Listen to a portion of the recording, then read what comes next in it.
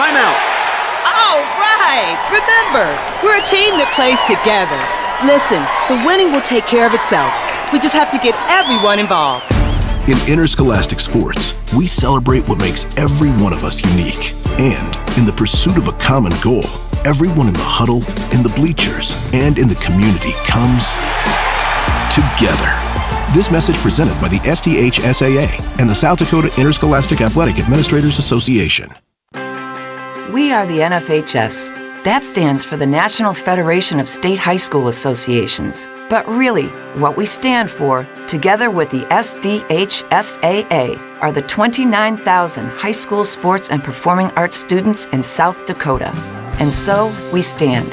We stand for the runners, debate team members, and basketball players. We stand for their coaches, officials, and adjudicators. We stand for the drummers, football players, and actors. We stand for the golfers, singers, and swimmers.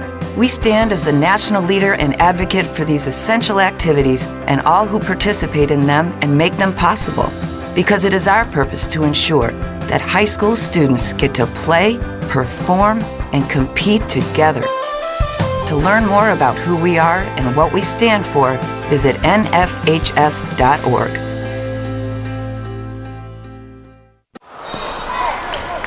Have you noticed bad behavior has become normalized at interscholastic athletic events? Some fans seem angry. They lack civility toward one another. Some even get aggressive and unruly. Time out!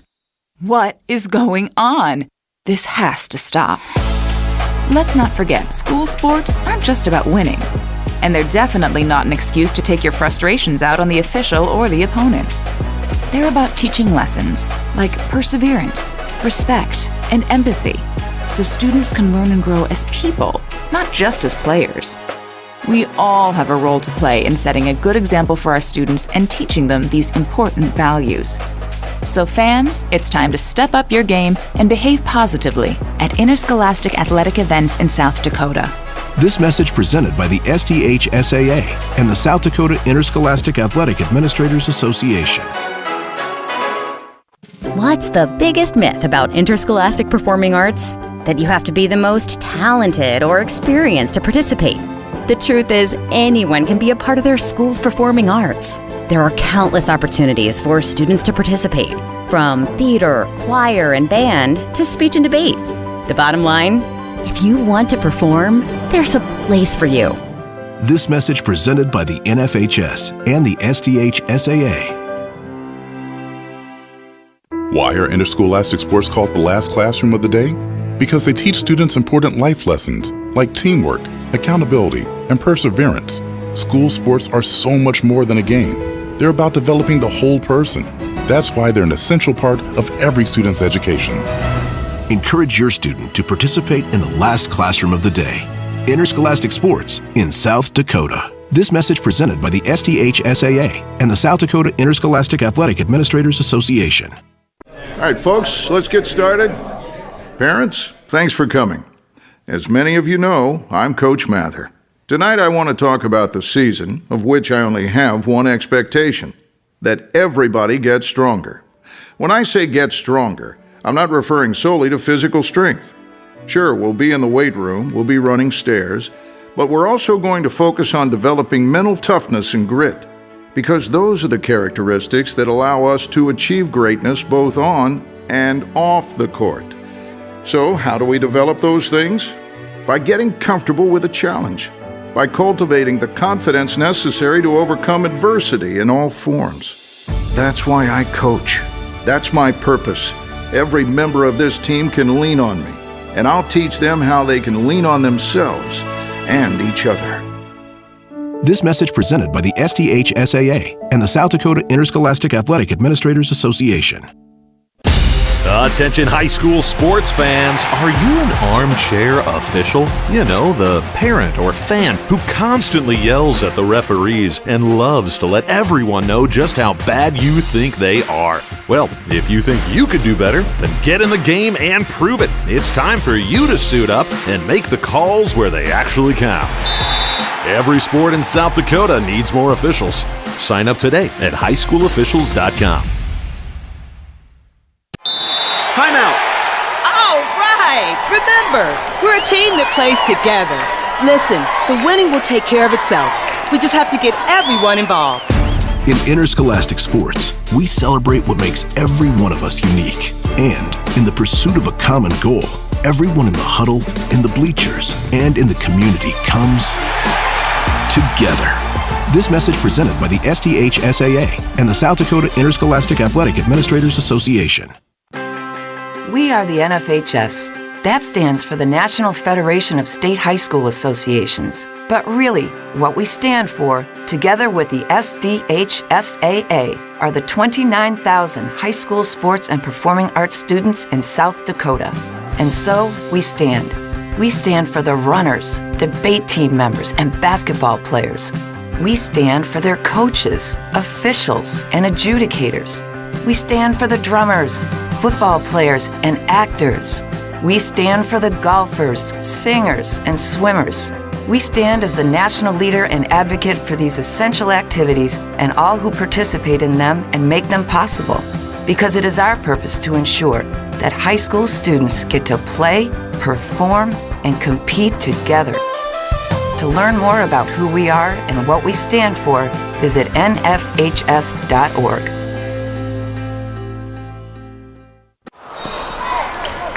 Have you noticed bad behavior has become normalized at interscholastic athletic events?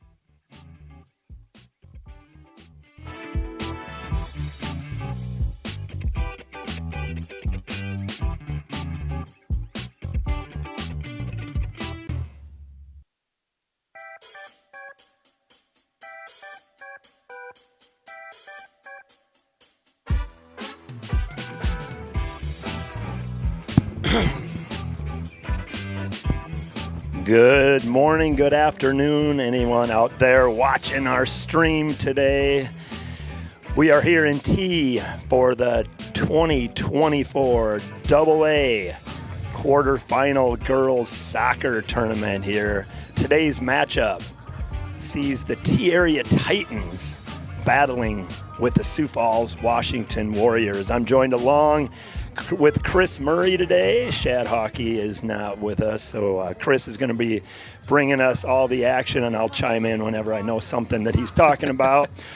Or maybe I'll just try to keep my eye on the camera here. But it is about 60 degrees this morning, a nice day for soccer here in T. Not much wind to be had, it looks like, judging by the flags.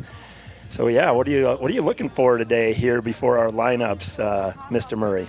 Well, it's good to be here with you, bud. I'm glad you said that Shad was no longer with us, because that would have been kind of odd, but he is alive. He's just not in the building. So good call. Yeah, but no, it's going to be a really, really, really good game with between Washington and T this morning, or this afternoon, I guess. Washington finished 5th in the AA standings with a record of 8-3-2. And T was 4th, and they're at 10-3-2. So obviously T played a couple more games, but we got the best of them in Washington a few weeks ago on a very, very, very hot day. and won 2-0 in a very, very tough and hard fought game. So looking for more of the same of that, and I think it's going to be a very, very, very good game. Yeah, I'm guessing records are kind of thrown out the window, any kind of matchups. It's one game to move on to that semi, so got to be on your game. Well, and in the playoffs, it's win or go home. So, and everybody seems to ramp up their play in the playoffs, and you just kind of hope that you can be the one that can ramp it up and not be too tight and just play your game. Heck yeah. Looking forward to a good one here. We're going to turn it over to our public address announcer, Tommy Tosh, with today's referees and lineups.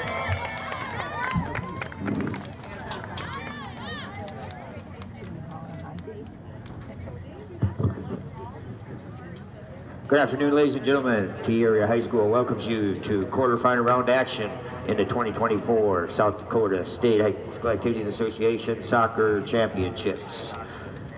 Today's contest features the Sioux Falls, Washington Warriors and the T Area Titans.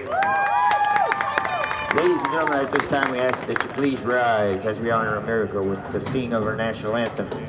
Today by T Area Choir Director Janice Gilbert.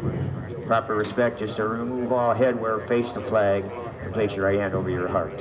All military personnel and veterans not in uniform may salute the flag. Ladies and gentlemen, our national anthem. Oh, say, can you see by the dawn's early light what so proudly we hailed at the twilight's last gleaming, whose broad stripes and bright stars through the perilous fight o'er the ramparts we watched were so gallantly streaming, and the rockets' red glare, the bombs bursting in air, gave proof through the night that our flag was still there. Oh, say does that star-spangled banner yet wave o'er the land of the free and the home of the brave?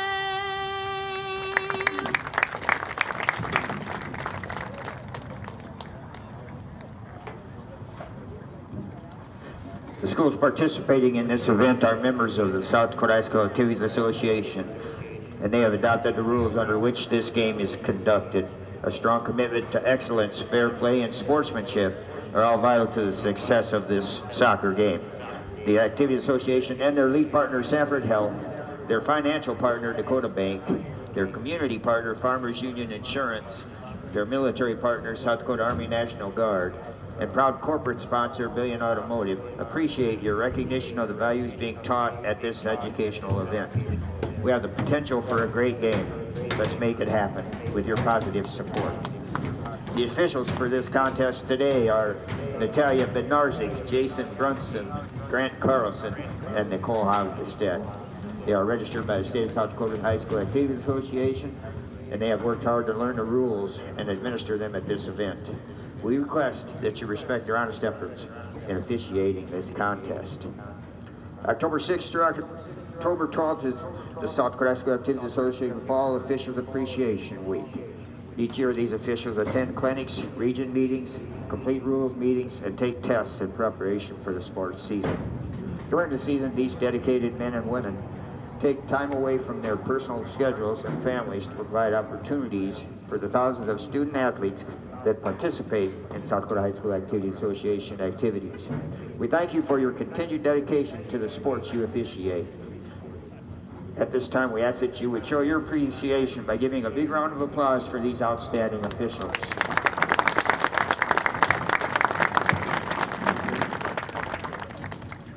Now let's meet the starting lineups first for the Sioux Falls, Washington Warriors.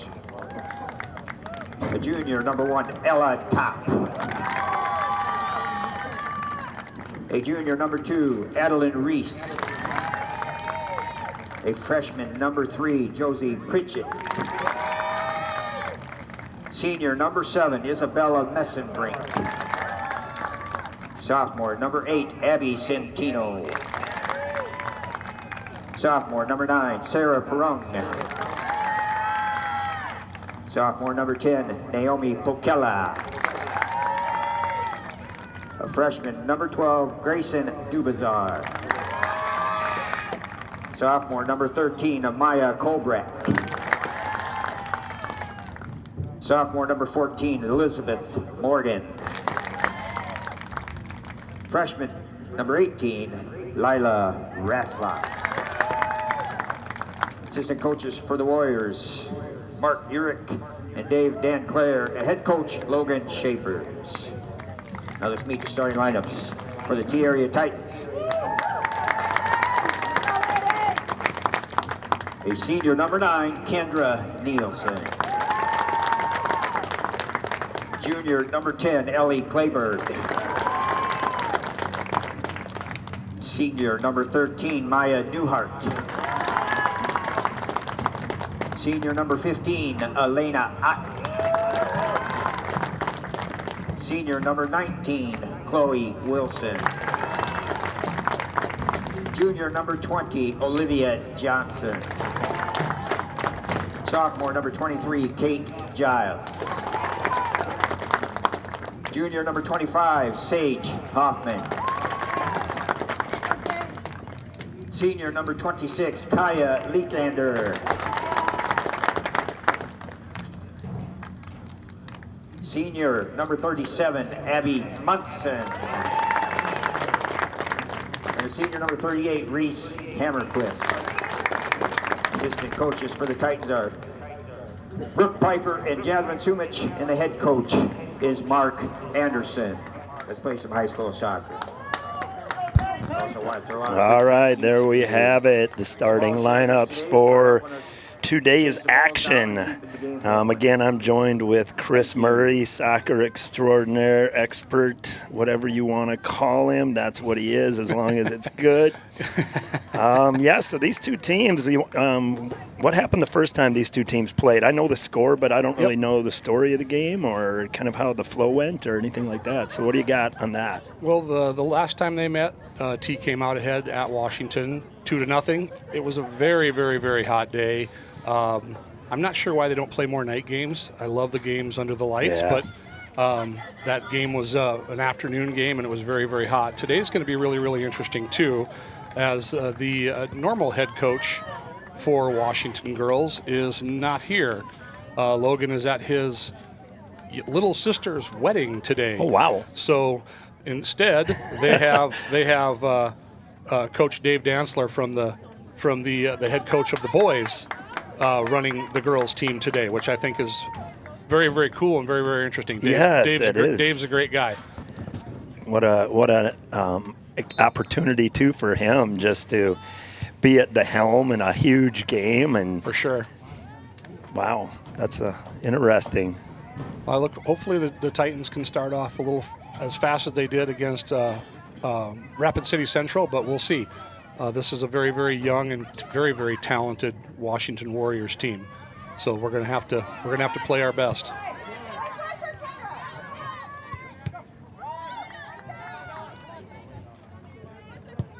Both teams just kind of feeling things out early on. Ball staying more in the middle of the field. There's a through ball that's going to get to Abby. You'll see that Washington also likes to play a little more direct, which means that they like to play it over the top or play the longer ball and let people run on it. There's a good ball by Kaya. Kendra's trying to run it down, pressuring. Oh, and that's a really good play, playing it off of Kendra. But yeah, Washington has a lot of very, very talented players. I was sent the All-Metro Conference team yesterday, and they've got five players representing the All-Metro team. So we'll kind of talk through them as I see them in the game and see them doing some things. But they have a very, very young team with only 2 seniors on the entire squad. So now, are you familiar with these girls from Washington through your daughter's club teams and things like that, or not so much? No, not so much. There's a couple of them that there's at least one of them that I've coached. One of them was on Afton's club team, but the one that's probably one of, if not the best players in the state for her age is Grayson Dubasar, number 12. As a freshman, being named to the All-Metro first team is pretty crazy. Wow.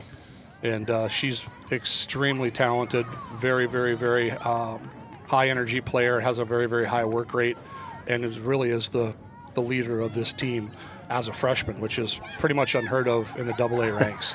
For sure. They're going to have to know where she's at all times and make sure that they keep somebody on her, and maybe even 2 people.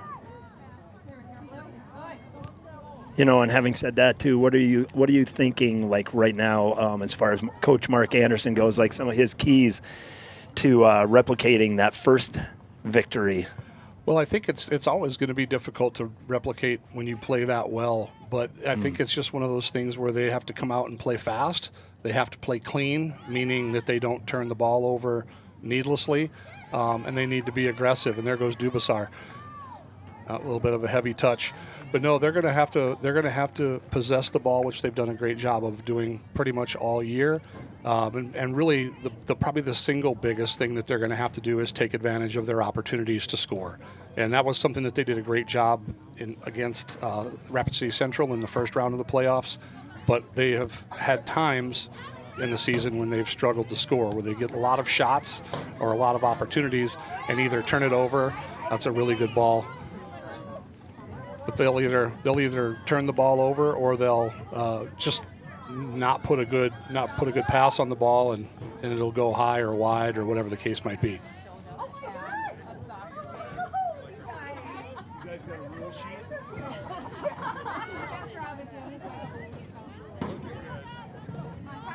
They're still just kind of feeling each other out here. That's good pressure by Ellie Clayberg. Good pass back from Chloe. Knowing a little bit about the styles of both of these teams, who would you favor with an early lead? This is trouble. This is big trouble. She's got speed. Well, that's a really good job by Reese. Good play by Hammerquist. Yeah, from a formation standpoint, that's really a good point. T's playing their patented 4-3-3 defense, which is 4 in the back, 3 in the midfield, and 3 at the top. Washington has had a lot of success this year playing a 3-5-2, where they'll only have 3 girls in the back. They'll have 5 girls in the midfield and only 2 girls on the top attacking. So it's supposed to be more of an offensive formation and an attacking formation. And you just saw with them playing the ball in, when they play the ball into those girls at the top. Isabella Messenbrink is very, very talented, good player. She was actually all Metro Conference honorable mention. You just saw her running down the field there. So Washington always seems to start very, very quick and jumps on teams early. We just got to make sure we kind of weather that storm and just to stay with them in this early part of the game. That's Grayson Dubasar with the ball. As I said, a freshman that's all Metro first team all Metro Conference. That's really, really unheard of in the Metro Conference when you consider all of the teams that are in that conference. Well, exactly. Messenbrink is going to get loose here again. That's good help defense by Olivia Johnson.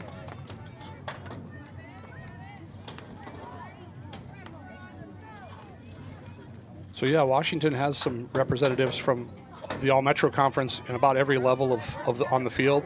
Their keeper, Ella Top, was All-Metro Conference, and then you have Isabella nice Messenbrink. Ball there. Yeah, that's a really good ball. You have Isabella Messenbrink playing the top of the formation, was honorable mention, along with Sarah Pirung and Naomi Pokola. And I also mentioned Grayson Dubasar. Pokola was All-Metro Conference honorable mention. So, like I said, they have a lot of talent, and I think they had 1 freshman, 2 sophomores, a junior, and a senior on the All-Metro Conference team. So the future for Washington is very, very bright. How about the Titans with all conference awards? Has that been?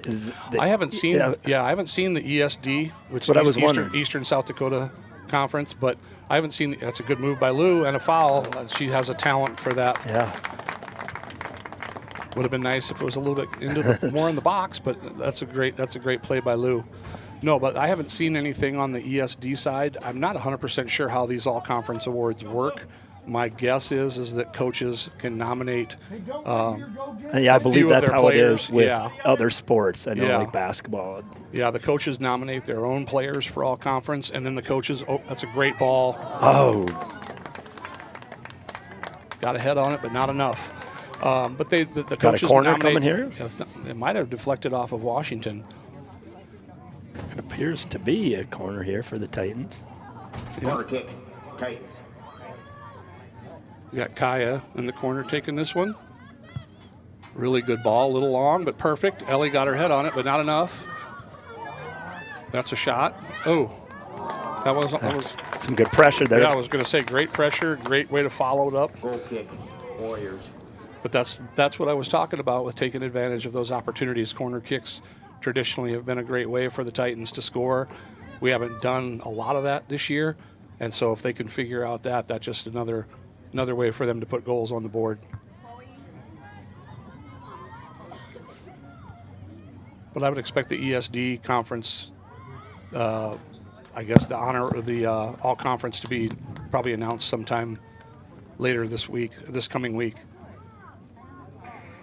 Who's our other quarterfinal games? I believe the other quarterfinal game is there. I know that O'Gorman is playing at Harrisburg. And I believe that Brandon is playing at Rapid City Stevens. And then I'd have to look on the fourth one. The fourth one I'm drawing a blank on. That's a great shot. Great stop by Abby Munson. Fantastic. So we're looking at the winner of this game playing Harrisburg, the winner of Harrisburg O'Gorman. Is that what you said? Unfortunately, yes. That is correct. And Harrisburg is undefeated. Is that correct? Harrisburg is undefeated and at 14-0, and you've got Rapid City Stevens that's undefeated at 12-0. So there's not going to be any easy games left. No, that's no longer a thing.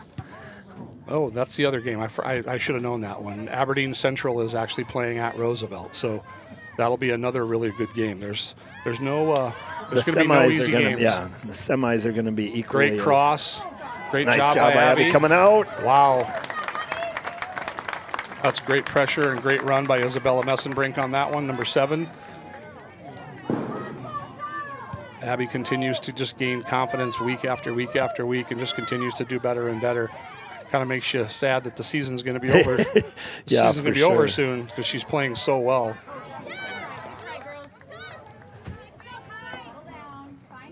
Coach Yasmin's trying to get the girls to settle down a little bit and find feet. I lobbied with Coach Yasmin to be mic'd up for the game, and he said it would definitely have to be on some form of tape delay so that and not school affiliated. Yeah. Well, yeah, and probably maybe I would assume it wouldn't be rated R, but it's probably not going to be rated G either. I mean, it could have been a good fundraiser because I'm sure pay-per-view people would have maybe paid to listen to that. That might have been cool. I think so. Yeah, I would. I think that we would have to explore that next year. Maybe.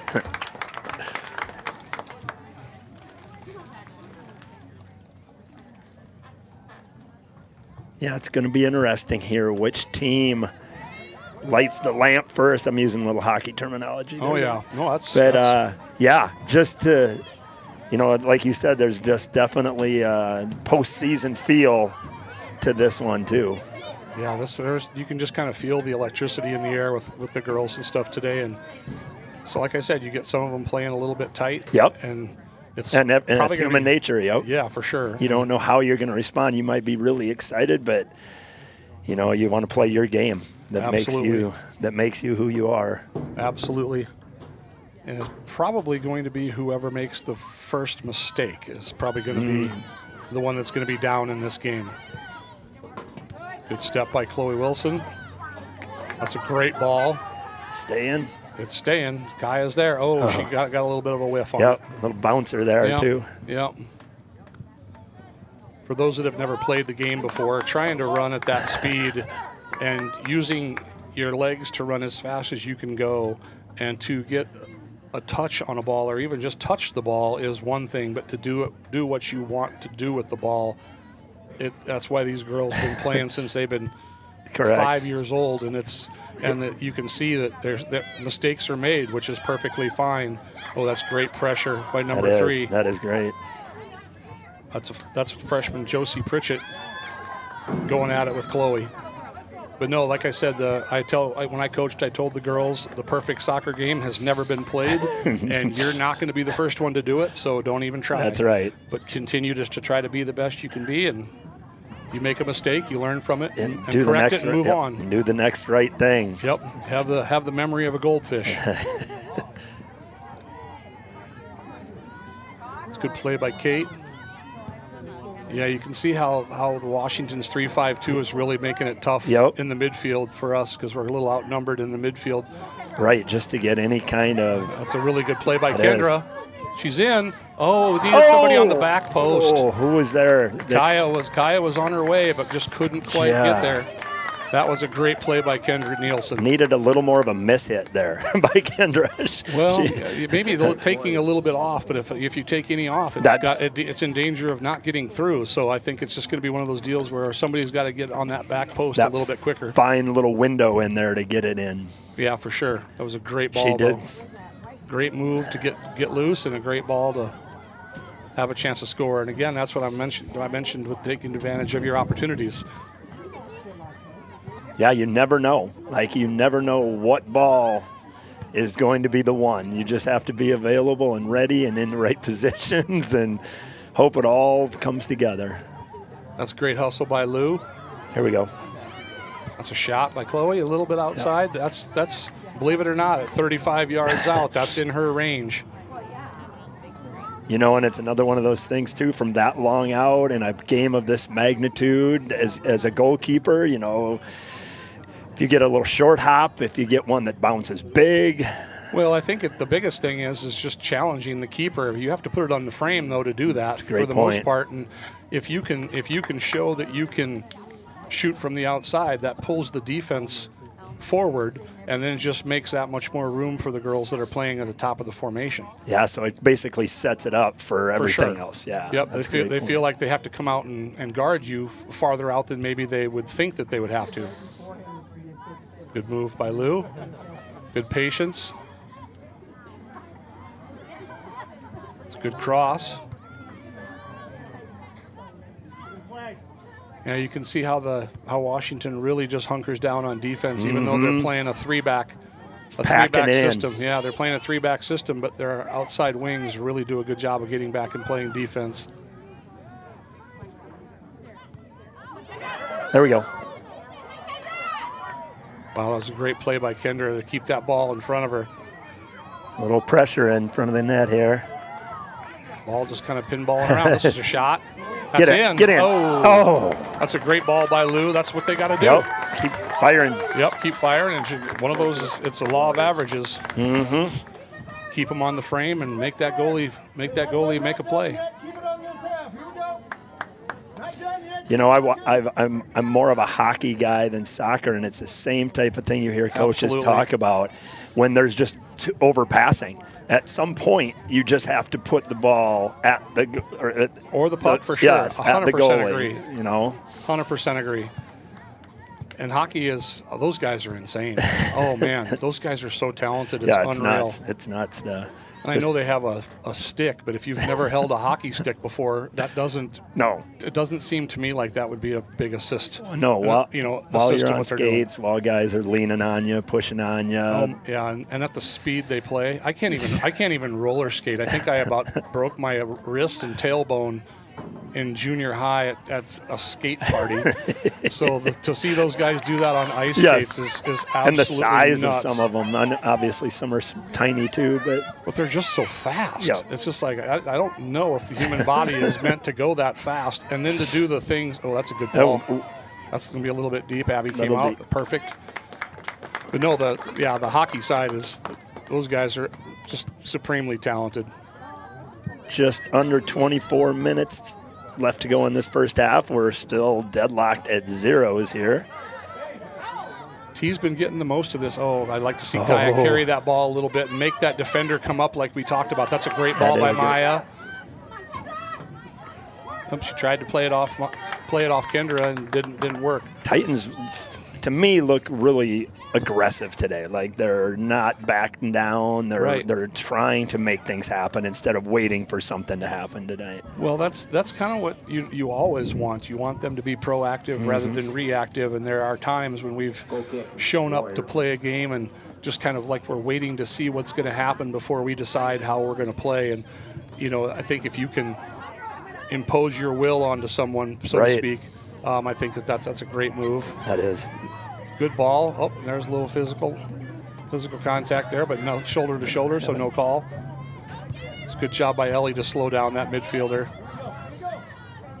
Yeah, you just really want to impose your will on someone else and take advantage of your opportunities. That's a shot. That's going to be a corner. That should be a corner. Oh, he noticed it.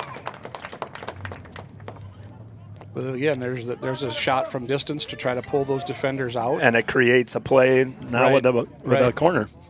Well, and you can see Washington is very concerned about our offense because they only have one girl that's not in the box. So it's a good ball. Good great timing. Ball. There's a great ball off of Sage's head right to the keeper, unfortunately. But we're getting our opportunities. I don't know if somebody's keeping track of shots right now, but we've got to be ahead by 8-2 in shots.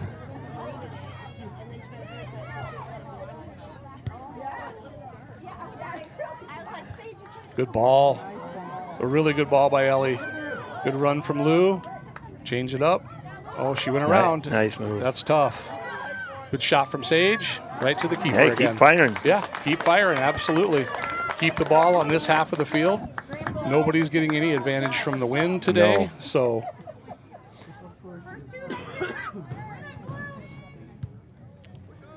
that's a tough one. Chloe with the header.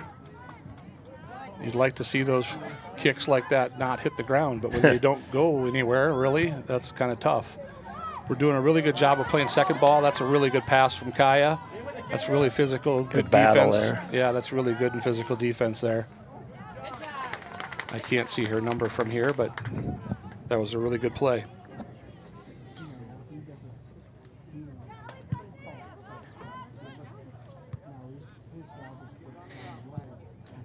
So you coached a lot of soccer. So in a game like this where most of the action is down here on the Washington end, do you fear as a coach like, okay, my defenders right now have not been doing much?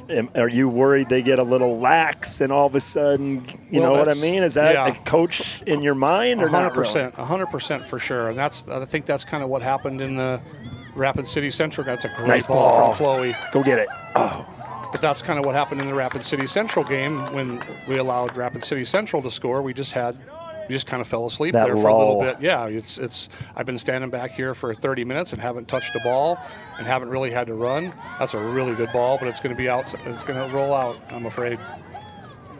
It's good hustle. Oh, it was. Yeah, good hustle by number 20 3. minutes here, 20 minutes remaining. By the freshman Josie Pritchett, hustling down the field to get after that one. Because that's what I always think. I'm like, yeah, for sure. The action's down here. I'm just kind of thinking, okay, you know. But that's part of that whole, for me, the game, the mental aspect of the game, you've got to almost play games in your head the entire time you're out there. Like, what am I going to do if this happens? Or what am I going to do if that happens? Just so that you're 100% prepared. That's a great ball. If it gets through. Get through. Oh. That's good defense to clear that. But we're still possessing. So as a coach, when the ball is down in this end for long periods of time, are you talking to those defenders? Are you like keeping them? I think that, I don't usually because that's a great run. Get there. Oh. Nobody there. Nobody we'll at the post. Thank you for the corner. No, but I think that for me, the way we taught our keepers to be kind of the quarterback of the defense. And so we always had our keeper, actually the keeper that I coached is in the crowd today. Meadow Lanham was one of the best keepers I ever coached. but she was very, very shy, like our back line. So it was a challenge for her to do the talking that was necessary. And over time, she learned to do that. That's a great good job. play by the great keeper try. there. Yep, that's a great play. But I think it's for me. I would prefer to have the keeper do it. As a coach, you prepare them every day, and you have to have confidence in what you've prepared them to do. And on Saturday or on game day, you just like to stand there and let them play. And for the most part, that's kind of what Coach Mark does. Yeah, I like that. Just let them play. And if you see them not communicating, and that has been an issue with our back line all season, because they're all just genuinely quiet people, except for maybe Olivia Johnson, but we won't go there. But it's just a necessity. And as a keeper, we always called the quarterback of the defense. So right, and it gives them more to do too, because there's 100%. a lot of games where they're not touching it a lot, Yep. and they have to have that other responsibility. 100% too. So that's a great insight on that.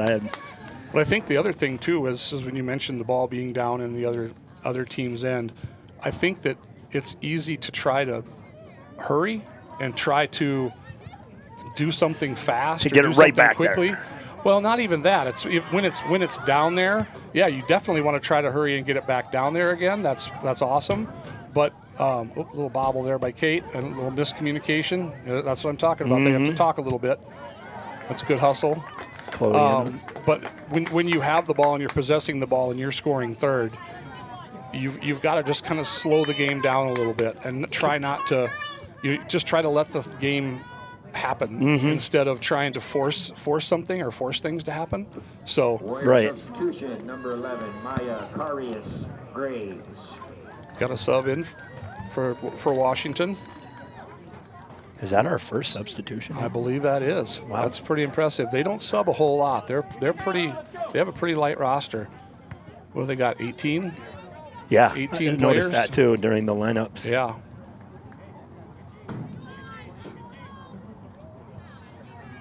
Meanwhile, the Titans tend to go how deep in a competitive game? How deep does Mark go with the girls right now, not the injured? I think that's a good job by Reese. Grayson Dubasar might have gotten a little bit of the worst end of that with the ball in the stomach, but she's a tough kid. She'll be good. I think she's already forgotten it. Yeah. But I think that to answer your question, I think, that's a tough pass. It's the right idea, but you need to kind of be able to chip that over the top.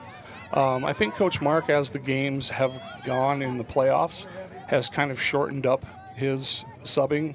I know we played a lot of girls when we played Central, but when you're ahead 5-1 or when you're winning 5-1, it's easy to play everybody. But I think that he'll probably keep it to around probably 15 girls, so maybe having 4 subs. I wouldn't expect a lot of subbing on the back line because that's just not where the subbing is needed, but girls at the top that are doing a lot of running and girls in the midfield that are doing that's nice a great job by Ellie and good step by Washington. So when you say step, that's just stepping to the ball, meaning it's kind of a death sentence if you're just going to stand and wait for the ball to come to you. Right. So because the ball can take some time to get there, and it's also going to the ball, stepping to the ball. It's kind of like when we're in basketball, if you're receiving a pass, going to it instead of, or even in football, For sure. not running away from the ball, but coming towards it. Yeah, that makes sense. Getting very, very physical in the mid. There, she's loose. Go, Kendra, run. Yeah, it's got a little bit of a delay on that one. Yep. Plays it back to top. Yeah, so they're just meaning stepping to the ball, whether you're doing it offensively or defensively or whatever the case might be. Under 15 to go here in the first period, first half. Sorry. This could be a shot. She wanted it. I've known that kid since she was about 5 years old. I know that look in her eye. It's getting a little physical out there. Yeah, not a lot of calls in this game so far. I believe he's from Aberdeen, and he's kind of known for just letting him play. He's very, very consistent, and how do you, he's a good official. If you're coaching a game like this, with this magnitude, winner winner moves on. How do you want that to be officiated? If you're coaching the Titans, if you're Mark Anderson, Yep. put yourself in his shoes. How would you, with the team that the Titans have? I think the team that Titans have, I think you just want to let them play, and it's not that T is going to play more physical or less physical than they normally do, but at the end of the day, you have to, as a player and as a coach, you have to adjust to how the game is being called and what the official is calling. And when they're not calling a lot, you can kind of start. It's kind of like being a little kid where you're trying to test your boundaries. Yep. What can I get away with? What can I possibly do and get away with it still? So we got Heidi into the game night, Heidi Hofer, and for Lou. Lou's showing her a little bit of frustration with some of the opportunities and getting knocked around and knocked down. But that's what you expect in a game like this, too. But she's a great competitor and a great kid, and she's dealing with a little bit more soreness and stuff in her knees than anybody really probably knows. But she's not gonna quit. I'll guarantee you that. So do you notice it in soccer as much? Like last year we played a lot of AA games in boys basketball, and there was a definite difference in a lot of referees when we'd play the A schools and when we played AA, how they officiated the contact. Do you see that with soccer officials as much? Or do certain guys just let them play and some are real ticky-tack? I would say it doesn't really make any difference. Class A, Class AA, boys, girls. I think it's just down to the individual referee. In soccer, there's a lot of subjective calls, meaning it's their opinion or what they see. There's obviously rules, of course, but it's the interpretation of those rules and the enforcement of those rules that kind of make the game very, very different from referee to referee. And that's why, like I said, that's a great move by Isabella Messenbrink. That's good help from Chloe. Just drive it into the stands. That's all you want to do in that case when she's getting close to that 6-yard box. That's that little box around the keeper. That's all you want to do. But no, that's what kind of makes the referees in the games seemingly always a little bit different. Right. There's very little consistency to the. Good job of Abby coming out and taking that on the fly instead of letting a little skip hop. Well, or letting it bounce or letting somebody run on it, right. Or whatever the case might be. Causing a rebound off of her or anything like that. I think the Titans are going to need to start having to get going a little bit more. Yep. They're allowing, that's a good play by Kate, they're allowing Washington to get to the ball first. Yeah, and Washington is doing a great job of taking that ball out of the air, and we need to get that ball out of the air first. Yeah, these last 7 minutes have been a little more down in the to our right end towards Abby Munson compared to those first 10 minutes. Correct, and that's obviously where you do not want to be. Let's see, we've got just about 10 minutes here remaining. Flying by here in this first half. Yeah, it's gone very, very fast. Whoa, I thought there may be a call. Yeah, and there is. That one looked like she ran her over a little bit. Like I said, that's again. Subjective. I think that when you don't see the contact and you just see the result, then you just maybe kind of assume that something happened, and they're human too. So right. Okay, this is going to be Washington's first corner kick of the game. Neither team has had a great scoring chance as of yet. There's been a few just near misses where, just somebody not being at the corner of the net or something like that. But still looking for that really big first grade A opportunity. Getting a little chippy and physical on the goal line there in front of the goal. It's going to go over everyone's head and out of bounds. Do you see high school girls make shots from the corner very often? Well, that's actually called an Olympico, where you can kind of play the ball, and it usually goes in the opposite corner, or it can kind of come off of the post and go in. But you do see it. I think it's kind of a talent or a superpower. There's been some girls in the past that I've known that have that way of just their natural pass on the ball. Hook to it gives a little hook, and then anytime there's wind, that was a great idea. Look how many girls are back for Washington. Just packed in. Yeah, we've got 4. We've got 3 forwards, and they've got 5 playing It's a lot defense. of bodies in the way when you're trying to send that thing. Well, and that's like I said, that's why you got to try to be able to chip it over the top and play it over the top, because I don't care if you got 5 or 6 girls back there. If you play it over their head, they can't get there.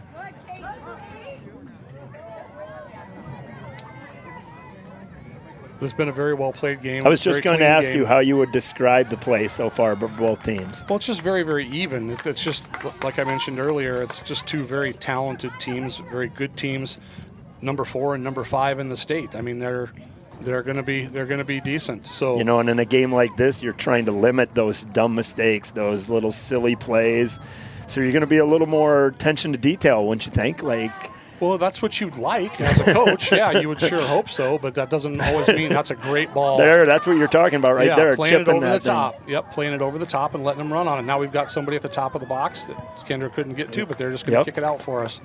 But no, I would like to see them play it over the top a little bit earlier, because I feel like with the 3 girls we have playing at the top right now, I don't see how it's possible that they can run with all 3 of them. Oh. Sydney's going to get to that one. Sydney Stoliker's really come a long way this year, coming from playing just a few minutes a game to really kind of being one of the first ones off the bench. Oh, that's a bad turnover. Yeah, and her game appears to be speed. Well, it is, and that travels skilled, too, right? Yeah, but I was going to say speed kills, but she also has some skill to go with it, and her soccer IQ is really quite high for her age. And that's the other thing is, I think that with girls in general, it's just you really want them to have confidence. And right. And so with girls, you always got to kind of be lifting them up and doing whatever and to giving them the confidence that they need to perform. Right. Boys are a little different. You probably got to squash them every once in a while just to. That's a great ball. Nice play. Oh, that one's got a. That was the opportunity that you were talking about.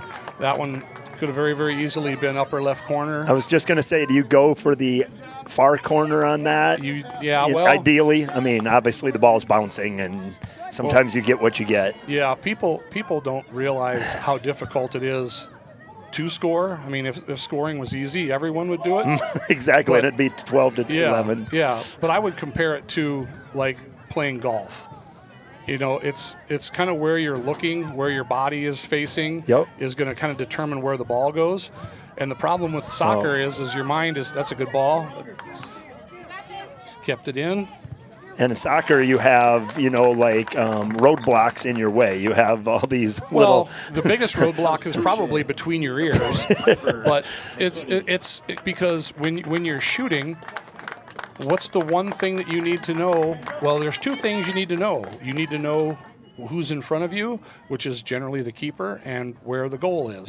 And so when you're looking at the keeper and you pull the trigger to shoot, your body just naturally will go where you're looking. So we always tried to tell the girls, find that spot that you're trying to shoot to instead of looking at the keeper, because you see a lot of shots that go right to the keeper because the girls are looking at the keeper to see where she is. And it makes sense when you think of it. It's like, naturally you're looking at where they're at, but that means that's probably where the ball is going. Number 18, Lila Retzloff, into the game for the Warriors, another freshman.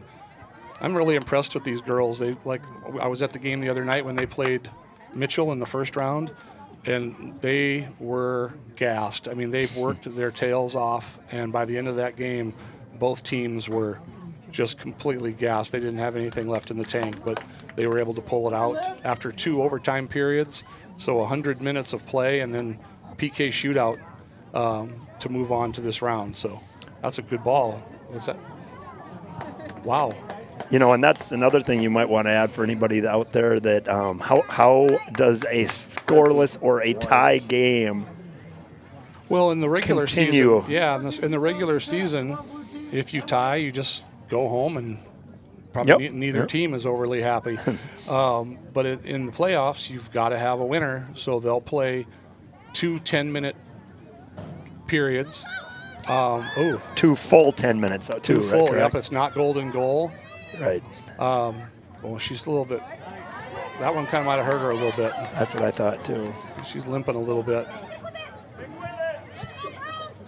That's again number 3, Josie Pritchett. She's played really, really well. Kind of limping a little bit, holding her hip.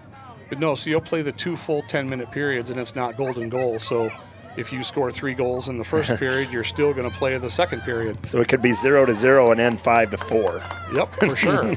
And then if it stays tied, there's Piper on the run. Can she get there? No. Oh, just barely. But if it's still tied after the 2 10-minute overtimes, then they go to a PK shootout. So that can be probably the most exciting and nerve-wracking thing to witness in soccer. Just about 3 minutes here to go in the first half. Again, it's been a very, very clean game in terms of not a lot of physicality or chippiness. No. Both teams are playing very hard. Not a lot of errors. Yeah, you haven't seen a lot of glaring mistakes, or they're all pretty well locked in. Maya Newhart will have the throw in. Her goal against Rapid City Central was very, very nice, and even according to her was unexpected, but that's really what got them going. So maybe we can find somebody here in this last 3 minutes or 2.5 minutes, I guess, to get us on the board. This could be a shot.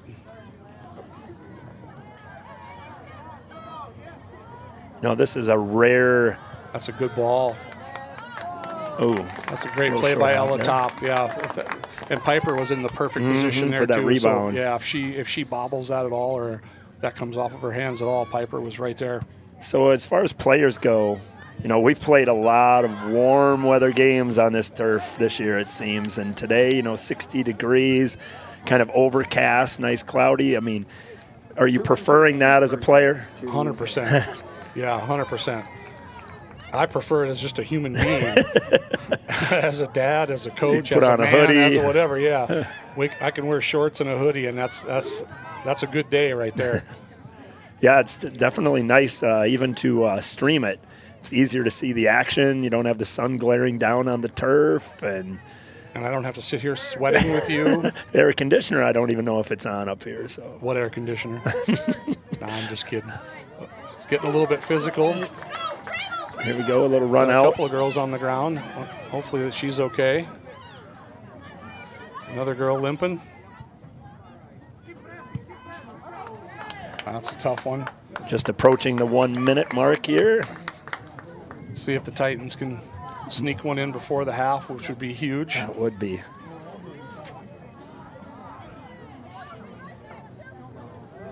One minute.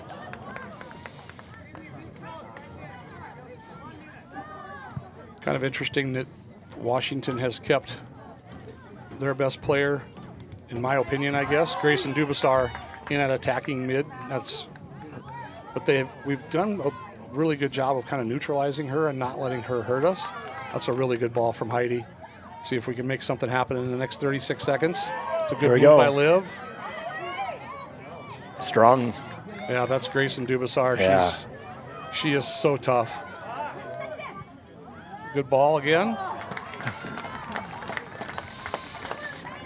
Boy, we're going to get this keeper a scholarship if she doesn't already have one. She's having a good time. She's getting a lot of action. Yeah, and she's been like a vacuum cleaner. Yeah.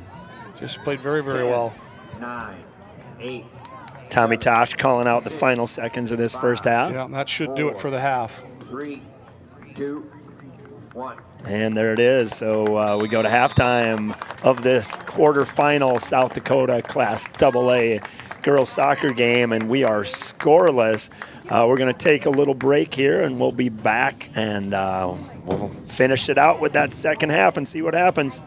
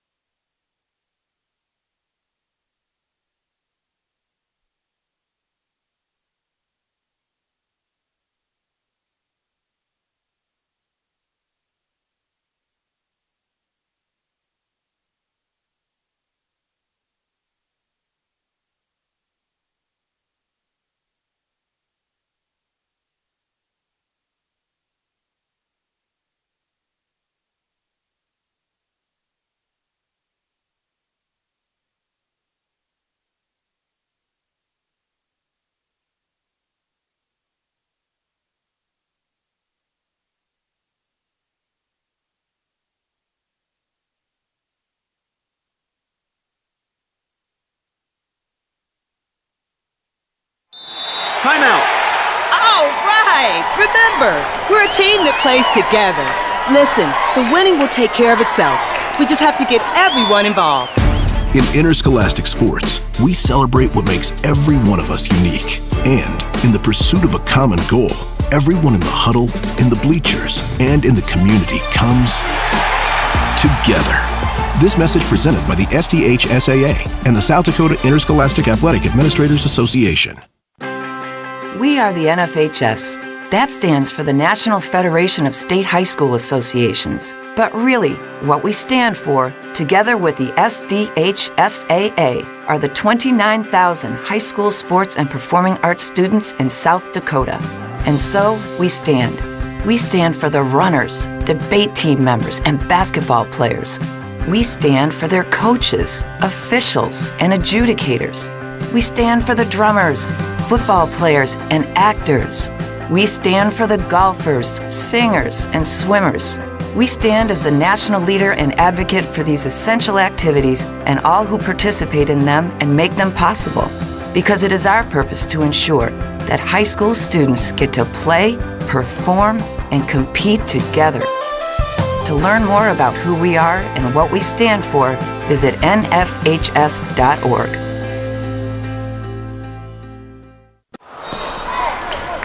Have you noticed bad behavior has become normalized at interscholastic athletic events? Some fans seem angry. They lack civility toward one another. Some even get aggressive and unruly. Time out! What is going on? This has to stop. Let's not forget, school sports aren't just about winning. And they're definitely not an excuse to take your frustrations out on the official or the opponent. They're about teaching lessons like perseverance, respect, and empathy, so students can learn and grow as people, not just as players. We all have a role to play in setting a good example for our students and teaching them these important values. So fans, it's time to step up your game and behave positively at interscholastic athletic events in South Dakota. This message presented by the SDHSAA and the South Dakota Interscholastic Athletic Administrators Association. What's the biggest myth about interscholastic performing arts? That you have to be the most talented or experienced to participate. The truth is, anyone can be a part of their school's performing arts. There are countless opportunities for students to participate, from theater, choir, and band to speech and debate. The bottom line, if you want to perform, there's a place for you. This message presented by the NFHS and the SDHSAA. Why are interscholastic sports called the last classroom of the day? Because they teach students important life lessons like teamwork, accountability, and perseverance. School sports are so much more than a game. They're about developing the whole person. That's why they're an essential part of every student's education. Encourage your student to participate in the last classroom of the day. Interscholastic sports in South Dakota. This message presented by the SDHSAA and the South Dakota Interscholastic Athletic Administrators Association. All right, folks, let's get started. Parents, thanks for coming. As many of you know, I'm Coach Mather. Tonight I want to talk about the season, of which I only have one expectation: that everybody gets stronger. When I say get stronger, I'm not referring solely to physical strength. Sure, we'll be in the weight room, we'll be running stairs, but we're also going to focus on developing mental toughness and grit, because those are the characteristics that allow us to achieve greatness both on and off the court. So, how do we develop those things? By getting comfortable with a challenge, by cultivating the confidence necessary to overcome adversity in all forms. That's why I coach.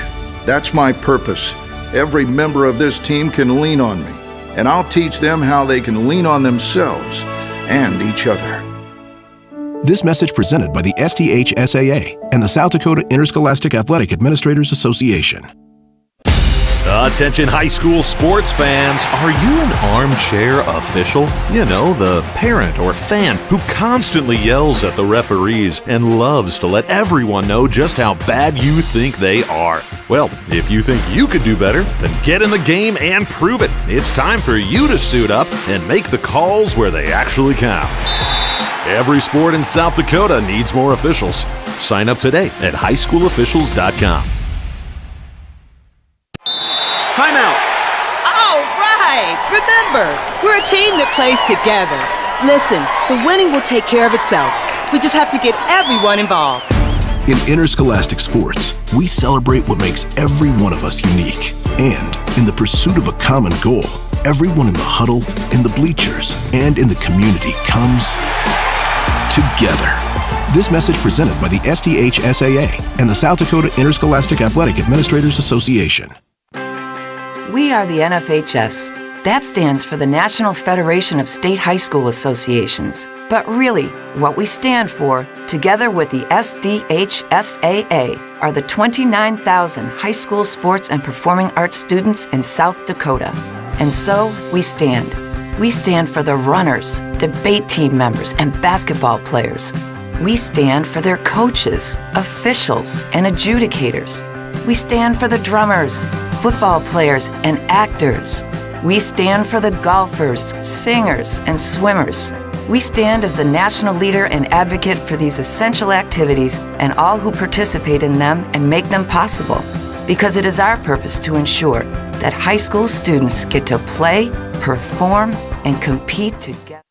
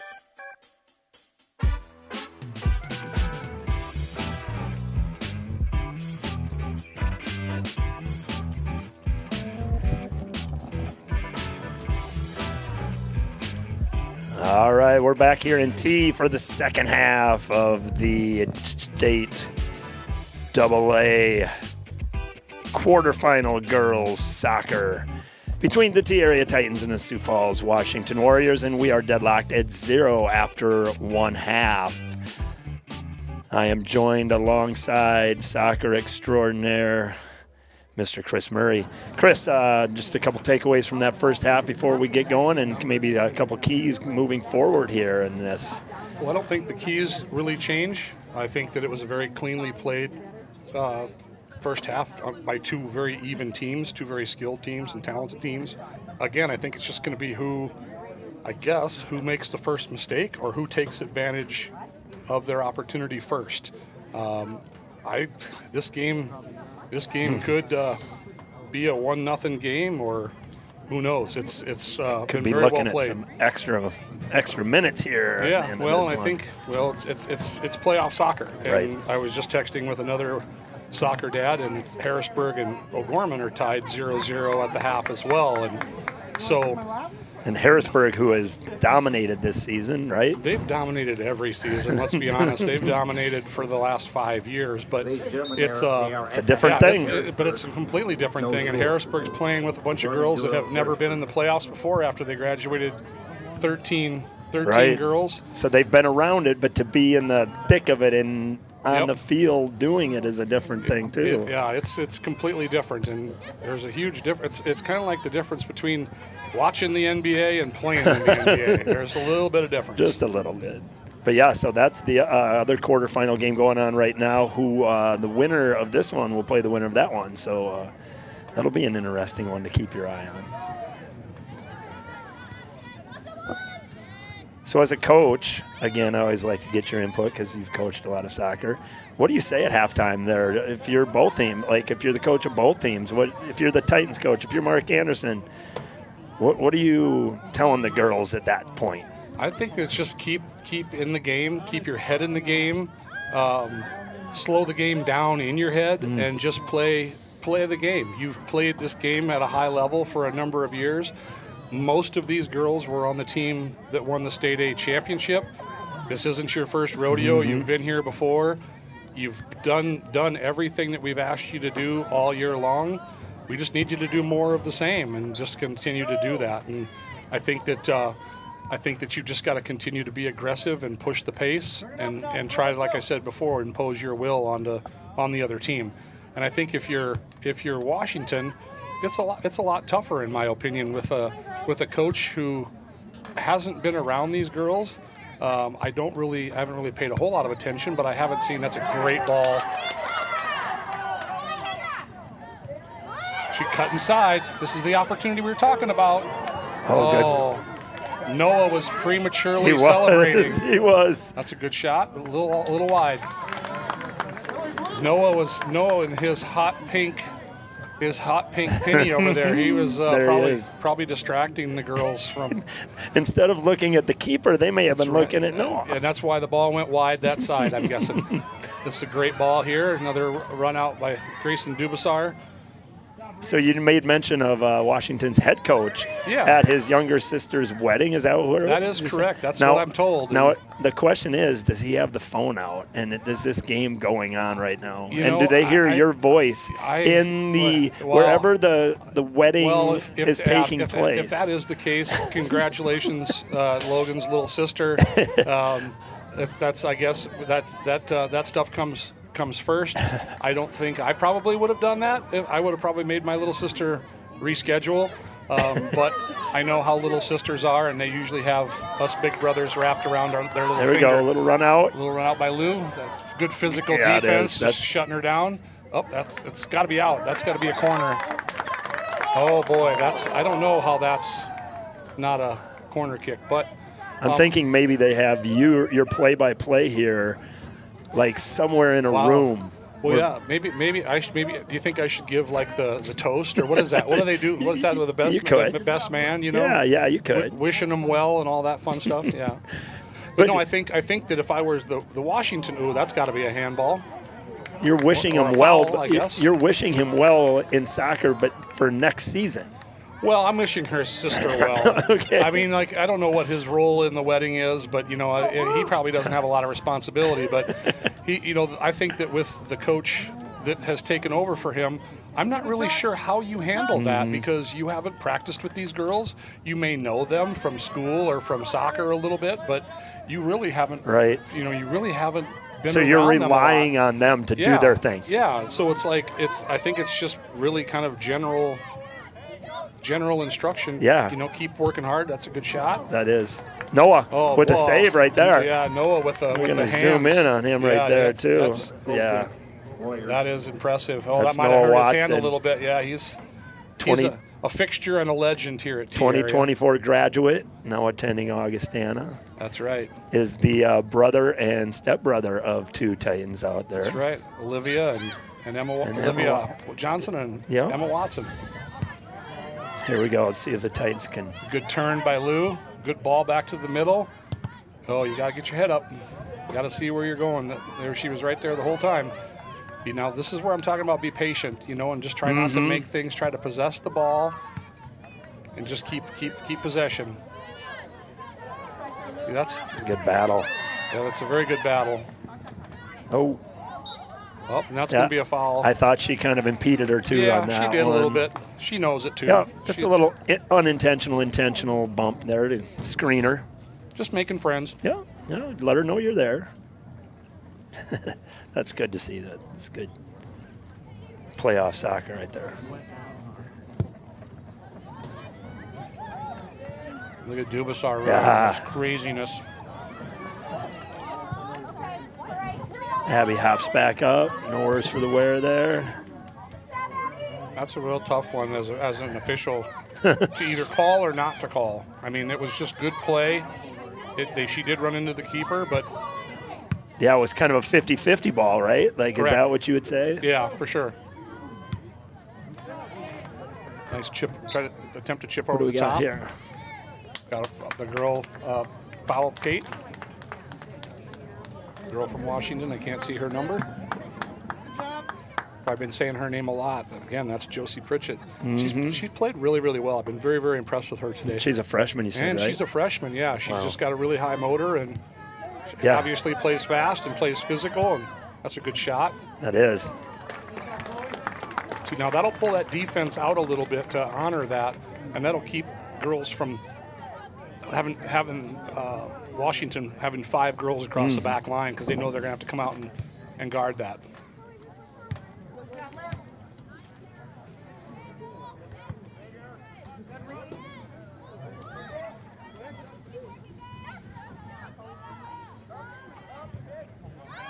Yeah, the scenario for the semifinals, if the Titans could win here and get some help from O'Gorman, they'll be hosting next Tuesday, correct? How crazy would that be?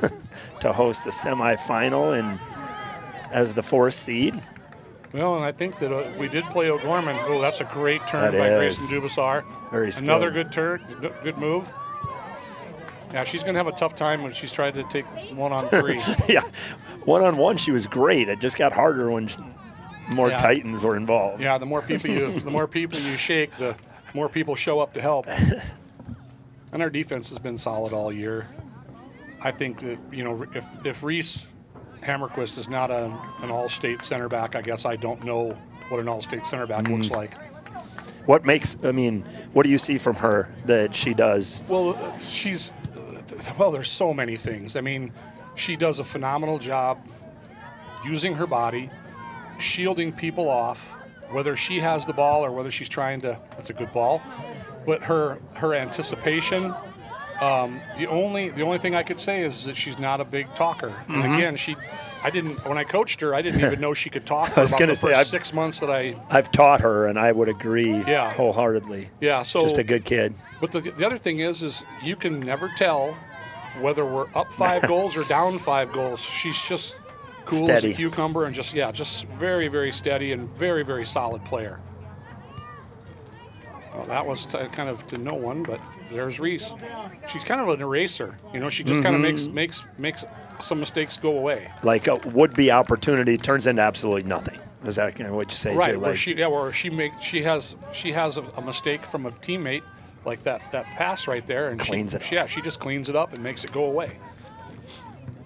Stuff that I probably wouldn't even notice half the time, but to somebody who watches a lot of soccer, they're probably like, "Oh, that's a great play," and I would have been like, "What?" But then it's huge because very that would have subtle. been that could have been a turnover, and it would have been their ball on our end, and that can change the outcome of a game. And over the course of a game and a season, doing that so many times, that's a good play by Chloe. Yeah, and you never know what ball's going to matter. You just got to do it all the time. Yep, 100%, and that's why. Again, the messages from the coaches: keep working, keep playing hard, stay focused, be aggressive, and do everything you can to take advantage of the opportunities that you have. But like you said, you don't know when that opportunity is going to be the one that's going to wind up winning the game. 10 minutes into the second half already, it's still kind of more of the same from the first half. It's a lot of the same. It's been a little bit back and forth. That's a little physical. That's going to be a little easy one there. Yeah, Chloe will do that.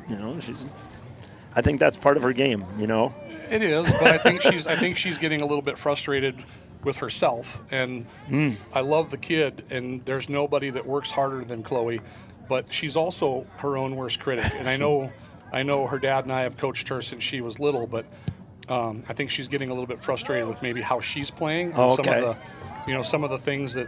Some of the shots and some of the passes and things like that. So makes sense. Again, you got to have that memory of a goldfish and just forget about it and go on to the next play. Yep. Be ready for the next one.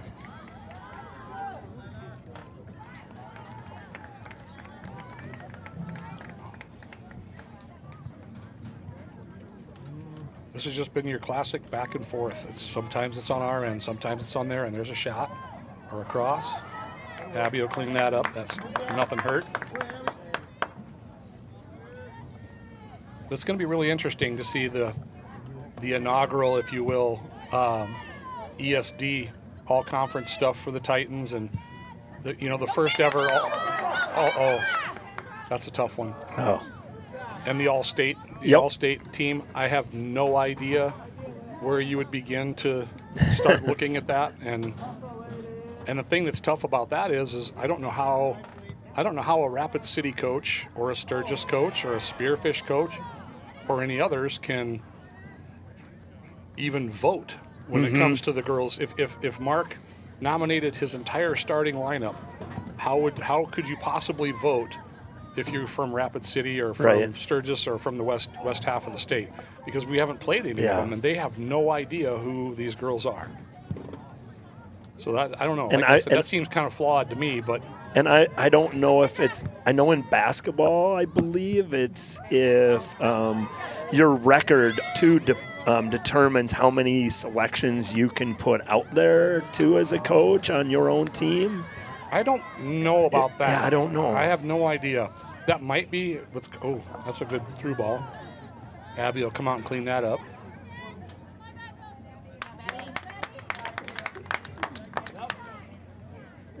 But Washington's having a little bit more trouble because they only have 2 girls at the top. Mm-hmm. So you can't sustain that. Well, it's just difficult. You're playing a through ball, and we have 4 girls standing back there, and you only have 2. And on our end, we have 3 girls going forward, and they have 3 girls back. Yeah, the math doesn't match up. Nobody on the backside.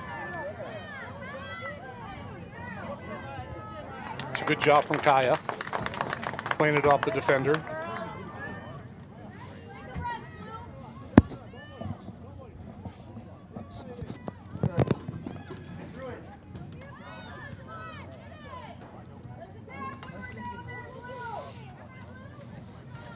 Some encouragement from the crowd. They're probably really more, good throw in.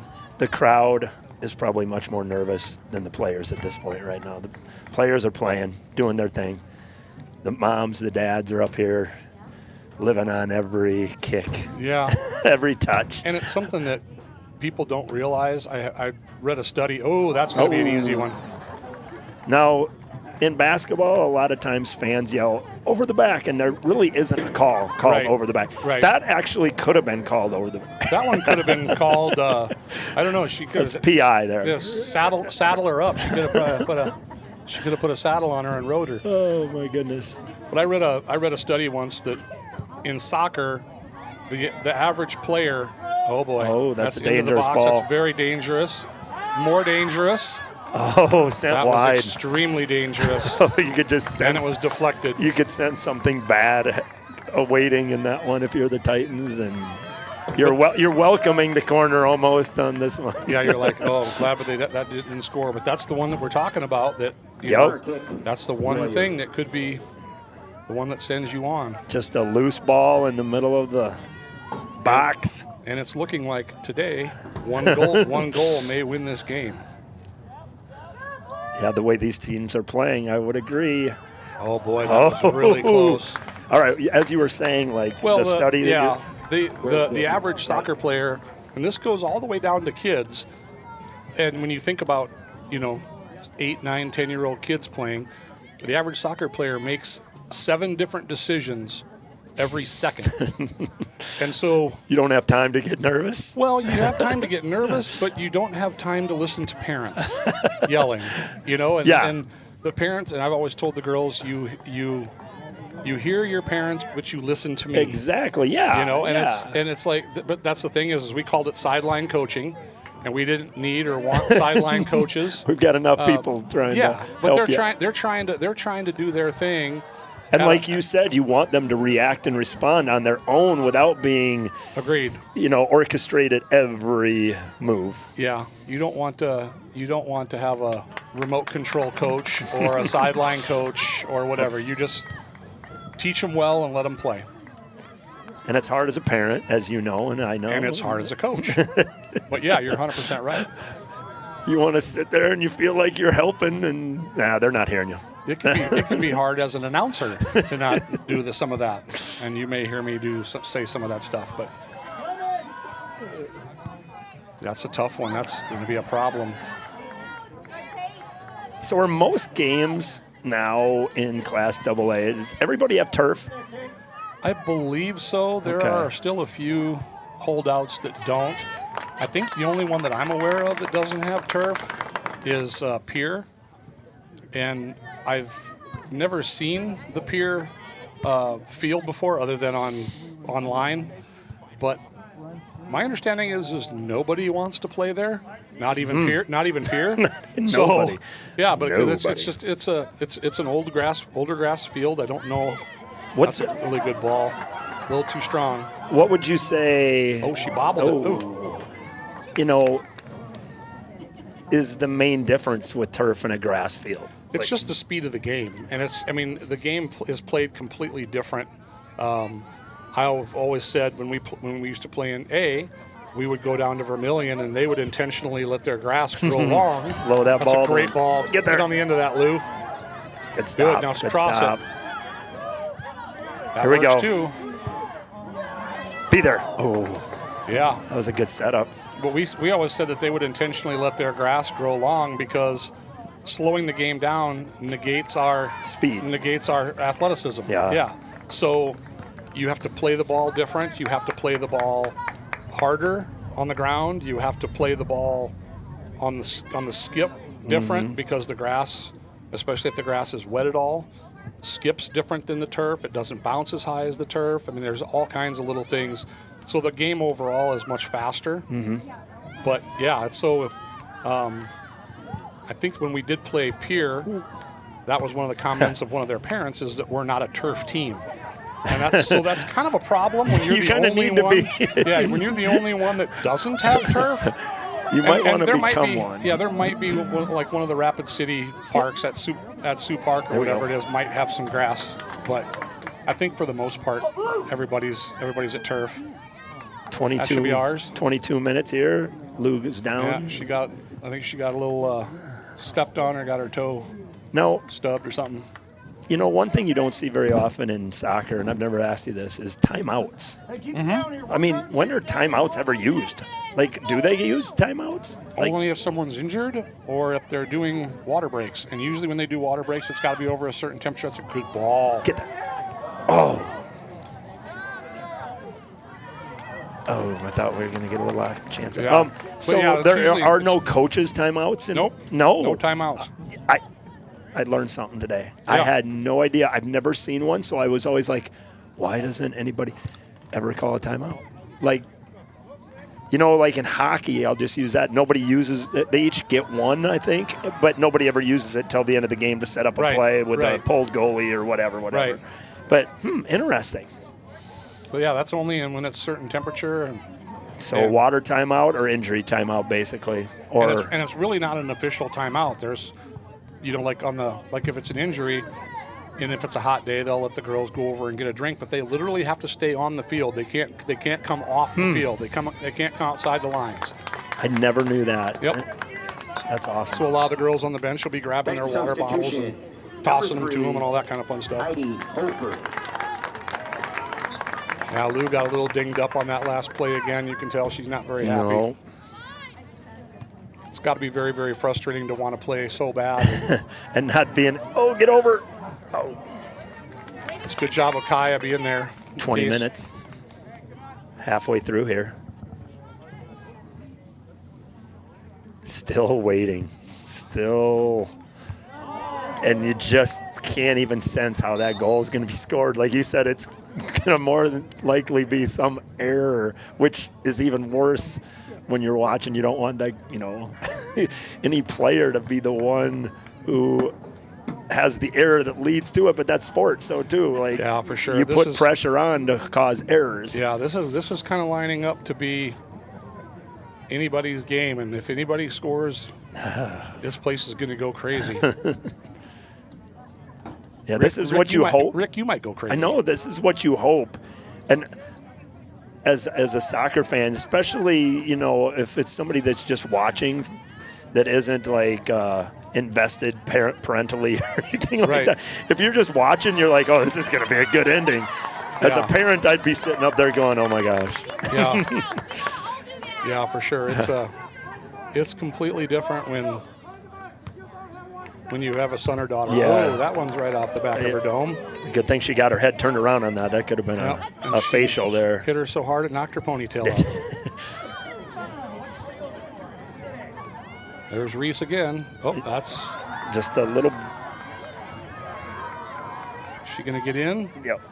Nope, she couldn't get the touch. It's going to corner. Nope, going to be a goal kick. She tried to make the turn, and Reese was there.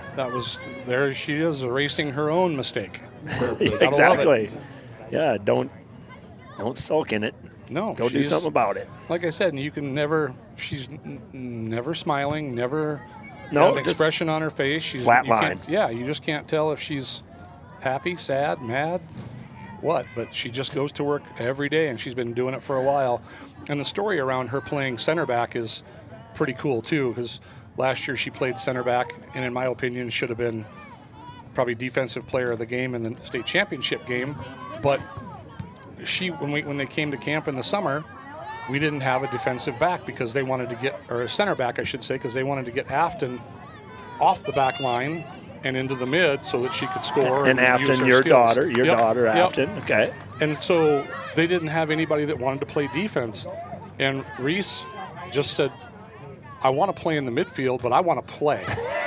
So I'll play defense. And she was back there and was just an absolute stud for the last 2 years. Man. And she didn't want to do it.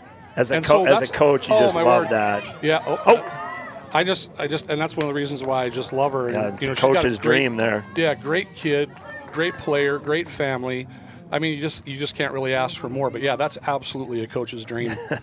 That just gave me goosebumps even just talking about it. When you have a spot that needs to be filled and you have somebody that just wants to play. Yeah, like, just wanted to be out there, and it's like, and then to do it at that level. Just to own it.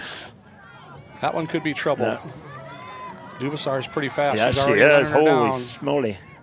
Yeah, that's a good play by Reese. Good pressure by, what's her name, Abasar?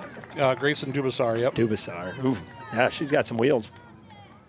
Yeah, so like I said, Reese is just one of my favorite kids, and I coached her and stuff too, but just to be able to take that on and just own it, and just do whatever. A good example to all younger kids too. Like, hey, you want to play? You know, and as a coach, I don't know what's shared. You know what I mean? I don't know if some of these girls know that story, you know, and I know the younger girls don't know that story. And the older girls probably know it and either don't care or and it's forgot about it. Yeah, it's really one the younger girls should hear. Just to know the selflessness, It's exactly right. It's like the epitome of team, the epitome of athlete, the epitome of competitor. It's what you want your program to be about. 100%. Yeah, and it's like if you could get that kind of mentality and effort and thought process, it's a really good ball.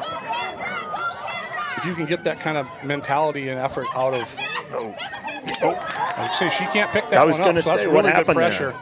there? Yeah, it was played back by her own teammate. So she can't touch it with her hands, so she had to play it like a soccer play. That could be dangerous. That would have been very dangerous. 16 minutes to go.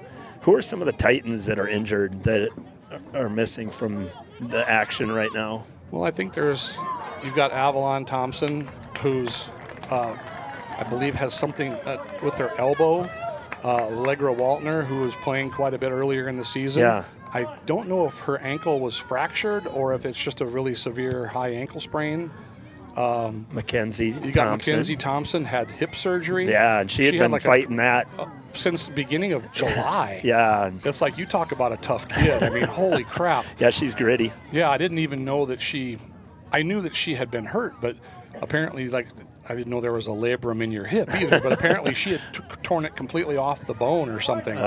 And just to just be toughing that out for your team and for the game that you love, and because you just want to be out there is insane. I mean, it's just so cool. And again, people don't know those little stories, and I don't know if some of these girls realize about these stories, And it's just, like I said, it's just that's the stuff as a coach that you just absolutely love. Yep. And Mackenzie will be back stronger than ever, and ornery as ever next year. That's her game. Well, she's got that superpower. That's for sure. Not too many girls. And she's another one that does not shy away from the contact out on the field. No. Okay, right now we are at 14:30, so 14 and a half minutes left to go in regulation here.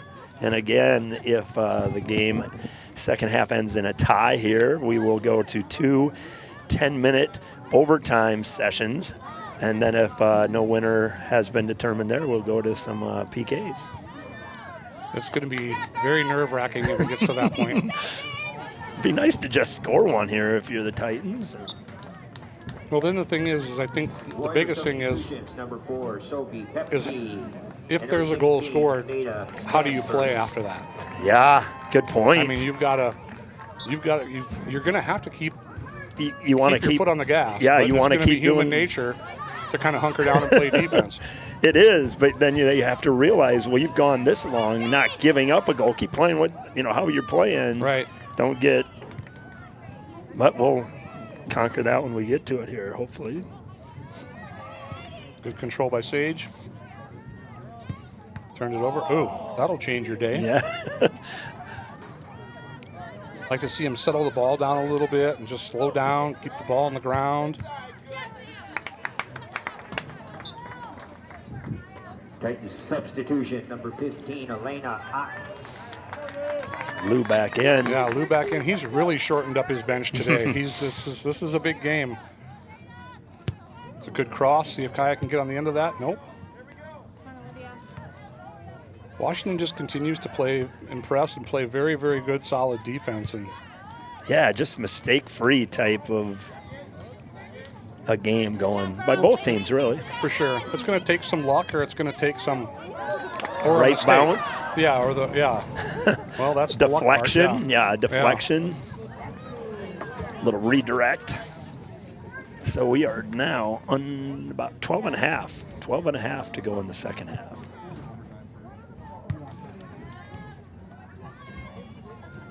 Hopefully someday we'll have the time on our display on the screen, but that is not yet. Yeah, what do you got to do to make that happen? I have no idea. You wouldn't think it'd be that hard, but I think you just need the right software or something. I have no idea. I don't know how any of that works. Yeah, that's an Andrew Griffin question. He's the real smart one. I'd like to see Kaya just beat her. Good job maintaining possession. See how she slowed down and didn't try to do too much or try to go too panic. fast. That's gotta get over the ball. That's still going to stay in, though. It's backspin on that. That's a good touch by Lou. And almost a really good turn. Maya's trying to unlock the magic from the last game. Boy, look at Noah. Yeah, he's Noah looking striding like an Olympic out. Sprinter, yes. He's on the track, too. He may just keep going. We might find him at the pizza ranch. Maya's so fun to watch run, though, when she gets that ball and she just gets those legs going. It's just crazy. Something that I've never been able to do, run. I've been able to. I was very, very fast when I was younger, but I hated it. I just didn't. I could run all day long with a basketball. But didn't enjoy it. But if you're going to put me in running shoes and have me out on a road running, doing something like that, yeah, I'm amazed at those people that just great love. ball. Oh, there we go. Good work. Slow down. There you go. That's a great job. Mm-hmm. That would have been easy to turn that ball over. That's a nice back pass. Wow, that was pretty creative. That was. Another back pass. These guys must have been practicing that or something. I'd like to have seen that one kind of get over the top a little bit more. That's in. Here we go. We got some really cool stuff going on right now that I haven't seen all year. Just good, patient ball movement. I was at the game the other day at Washington, and Grayson Dubasar did a complete Maradona 360 on the sprint, which I haven't seen anybody do that since Afton used to do that when she played in high school. But it's fun watching. It's highly skilled. But she's a freshman, man. It's like, it was insane how good that was. It's got to have she went right through 3 girls with one move, and it was just the natural abilities. Yeah, just never even slowed down. It was awesome. Yeah, it'll be interesting to keep an eye on her the rest of her career too. Just she can come out here like she is today in a quarterfinal game as a freshman. Well, their whole team is young. That's not good. And that's sure she is running again. Clean it up. This is trouble. Just do what you can. Oh, yeah. Oh, boy. I thought that was huge trouble. I thought there probably, at the very least, was going to be a PK happening there, just trying to stop her from scoring, but we didn't need to. It was very good, clean defense, but, man, those little mistakes like that when you got a player like her running around, you can't make many of those mistakes and get away with it.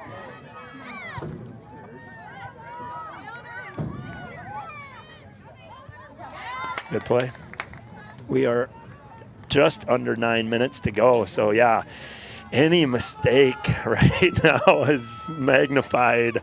Well, and that's what's going to be getting in girls' heads now is I'm going to do this or I'm going to do that, and I don't want to make a mistake doing it. This is a opportunity here for Washington on a free kick. A little out of my view. Was there a foul? Yeah, Chloe kind of imposed her will to try to take that ball. Gotcha. And I could see it getting called. I mean, I don't know if it had to be, but I'm also not an official. Too much body. Yeah. This is a dangerous spot. Yeah, it is. And especially when you've got the goal is really big. Running in the backside. That's hooking wide. Thank you. Yep. That's good because that high ball, you know. Those are high balls are some girls' kryptonite. Yeah, our goalie isn't 6'4" either, so you're always like, oh. Not many are. Kate's going to take the goal kick here. Good touch. Nice touch. That's great. Oh, almost a little give and go action there. 7:40 remaining here in the second half. It's a good job by Kate to get that out.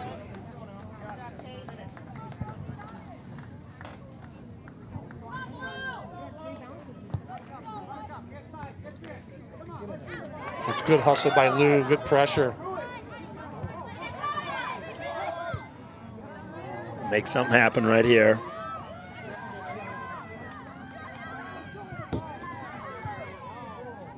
Good ball. Got through.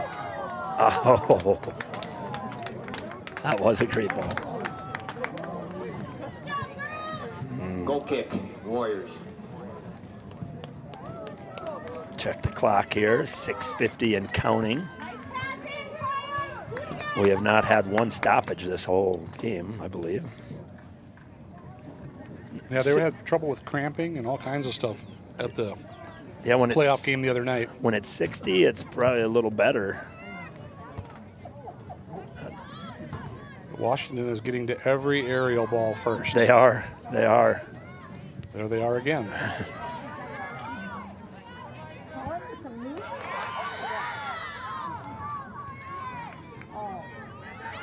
Just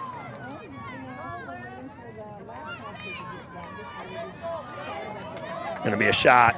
I was gonna say you could see her loading up. You can see her loading up for that one. Goal kick, Warriors. Just couldn't get her body turned on that shot. Warrior substitution number 3, Josie Pritchett. Bringing back in Pritchett. Yeah. She had a really good first half and played very, very well today.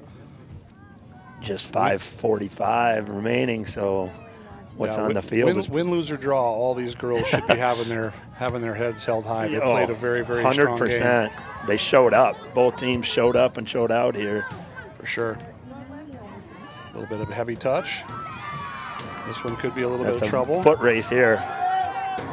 Good job from Kate. Nice play by Kate.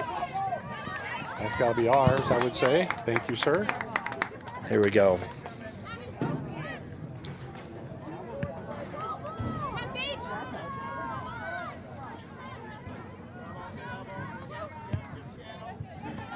That's got to be more over the top, like I mentioned before. I'd like to see the mids carry the ball a little bit and put some pressure on that defense. Draw them. Just under 5 to go here. 5 to go. And a whistle here.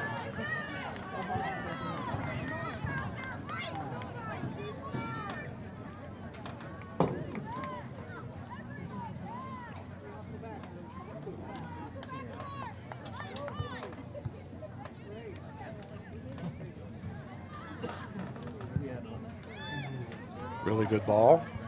Good job by Reese with the header.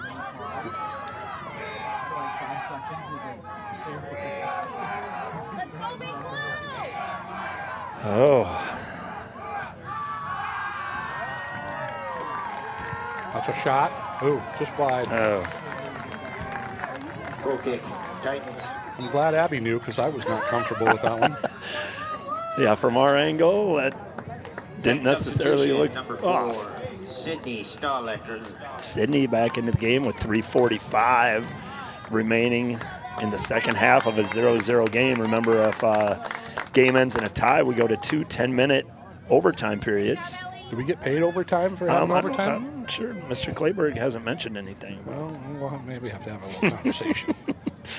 Referees, I know they don't get overtime. Good step for Kendra. Oh, good turn. Here we go. Here we go. Here we go. Look.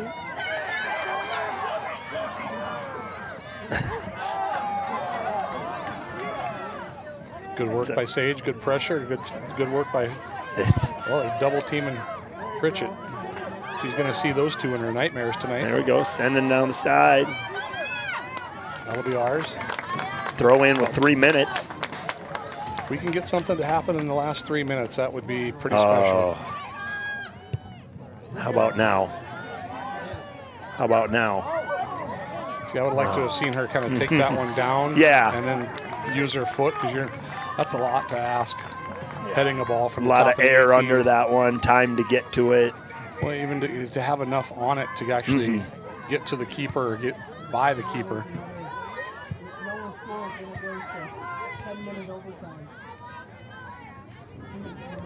There goes Maya again. I love watching her run. Here she comes with that thing. Yep, Here she comes. That girl's just going to get blown by. Be there. Oh, Kendra was there. Oh, good clear.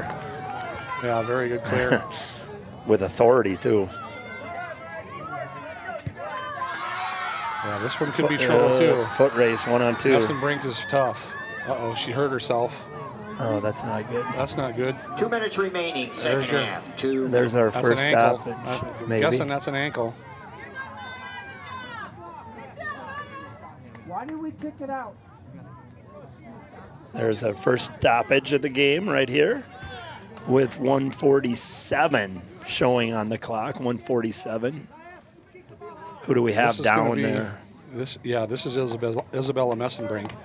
She's played a really good game. She plays very, very hard, very, very tough. 2 on the field, 1 cramping here. I don't think she's cramping. I think that could at be the 45 an ankle or a knee. I'm not a doctor, and I don't want to speculate, but no, it looks like here right in midfield we had a cramper. Yep, she's getting up, so yeah, it could be a cramp. Hopefully it's nothing major, and she's a tough kid. But yeah, she's walking a little gingerly. Now it's going to be interesting. This is another thing with soccer that I don't really – I get it, but I don't really necessarily like it. We kick the ball out because someone's injured, and then they get the ball. Yeah, and we were kind of doing them just the service of you could even see you could see Chloe Wilson calling for a stop there. Like she was I agree. I think as an official that should be one of those common sense rules where like, okay, we know you did that intentionally. Right. You know, because it's just great sportsmanship there. I mean, with no advantage on the play, you just want to stop. Like, it's not like we were in the midst of a breakaway with an injured player down. There was no. Well, the trouble with that is I've seen officials stop the game when that was happening. I was going to just ask you that. Do they ever do that? Yeah, for sure. Especially if it's any kind of a head injury, or if they've taken a shot to the head or fallen. So he's going to do a drop ball for them. And will a team ever give it back to the opposing team? That might be what he's telling them now, but I don't think so. Oh, now they're going to just have them throw Player substitution, number 14, Elizabeth Morgan. Yeah, when there's no advantage, I could see a referee just simply blowing a whistle on that play and then awarding the Titans the ball. But here we go. I guess you get punished for good sportsmanship in soccer. Yeah. Good job, Sid. Oh. Yeah, the speed and explosion. That's a great ball. feed. Go get it. Go get it. Strong. Oh, that's a great job by Ella Top. Great pressure. That's one of the reasons why she's all conference. That was just an all-around good play by both teams. And now she's down again. Now she's down too. No whistle. Now there is. Now we have to kick it out again just so that they can have the ball. That's craziness. as the fans are prompting Tommy Tosh to stop the they're clock. just giving him that little help. 106 remaining here. This would be a huge blow for them if this is who I think it is.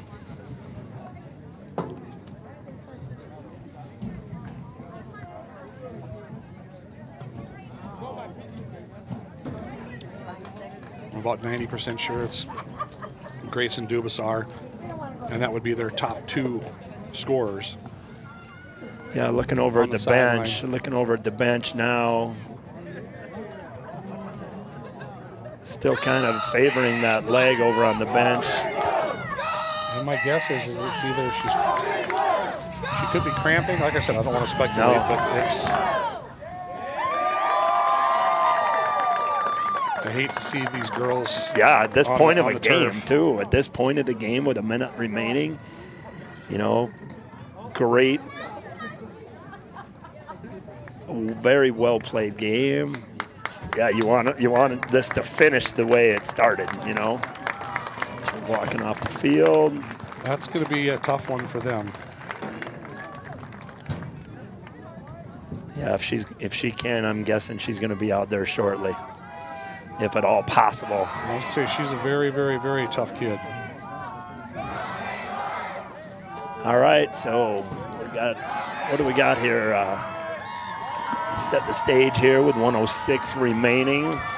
Just a reminder again, if this game remains tied after regulation, we'll go to 2 10-minute overtime periods, and if the game's still tied, we will have a penalty kick, shootout. Well, they gave us the ball this time back. That's nice. Nice gesture. See if we can get something, make something happen quick. Look, Kaya's Use it. open. Use it. Use it. We got a foul. He gave him advantage. Chloe's going to have a shot here from distance. Take your time, Chloe. Yep. I'm not 100% sure if this is a good one to go on frame, but that's a really good ball. I think Sage could have had that if she would have kept running. I think she maybe misjudged that one a little bit.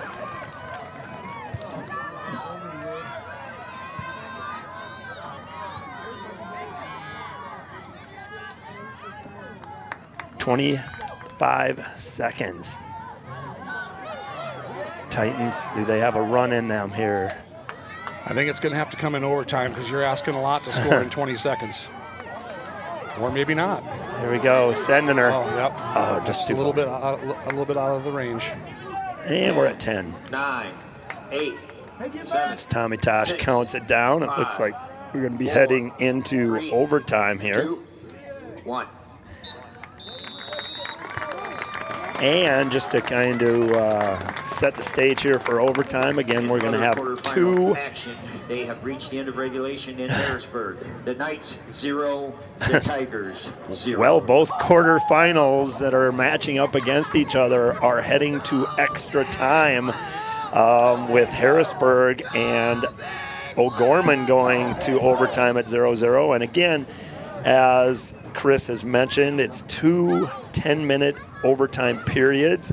This is not sudden death. This is not golden goal. Is that what you called it? Yep, I've never heard that term. Yep. So play will continue for the entire 10 minutes and then another 10 minutes. And at that time, if we end in a tie, we will go to penalty kicks. Looks like Noah's worked too hard. He's laying down, taking a nap. He's going to stretch? He's okay. Gonna, maybe he was cramping. Maybe we. Yeah, he might be cramping. He's probably stretching. Yeah, he's getting some encouragement from Yasmin. He's like, wondering if you might want to get back to your spot here after you get done taking your nap. They might put a little Dr. Pepper in his cup there. Right. That's right. That's a lot. Well, what are you thinking here, Coach Murray? It's going to be, I hate to say it, but it's going to probably come down to whoever makes their first mistake. Haven't seen a lot of them. No, but we've seen a few, and that's going to be the thing is who can. It's going to be interesting, who can capitalize on that. And I think that the biggest thing to me is are we going to see Grayson Dubasar and Isabella Messenbrink back? She seems to be coming into the game. We're walking up here. It looks like she got her thigh wrapped.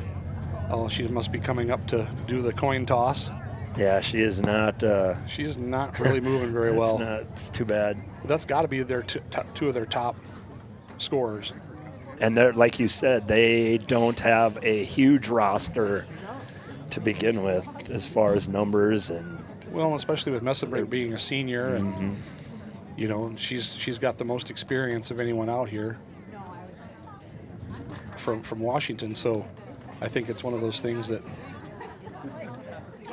you don't want to see your senior year end on the bench because you got injured.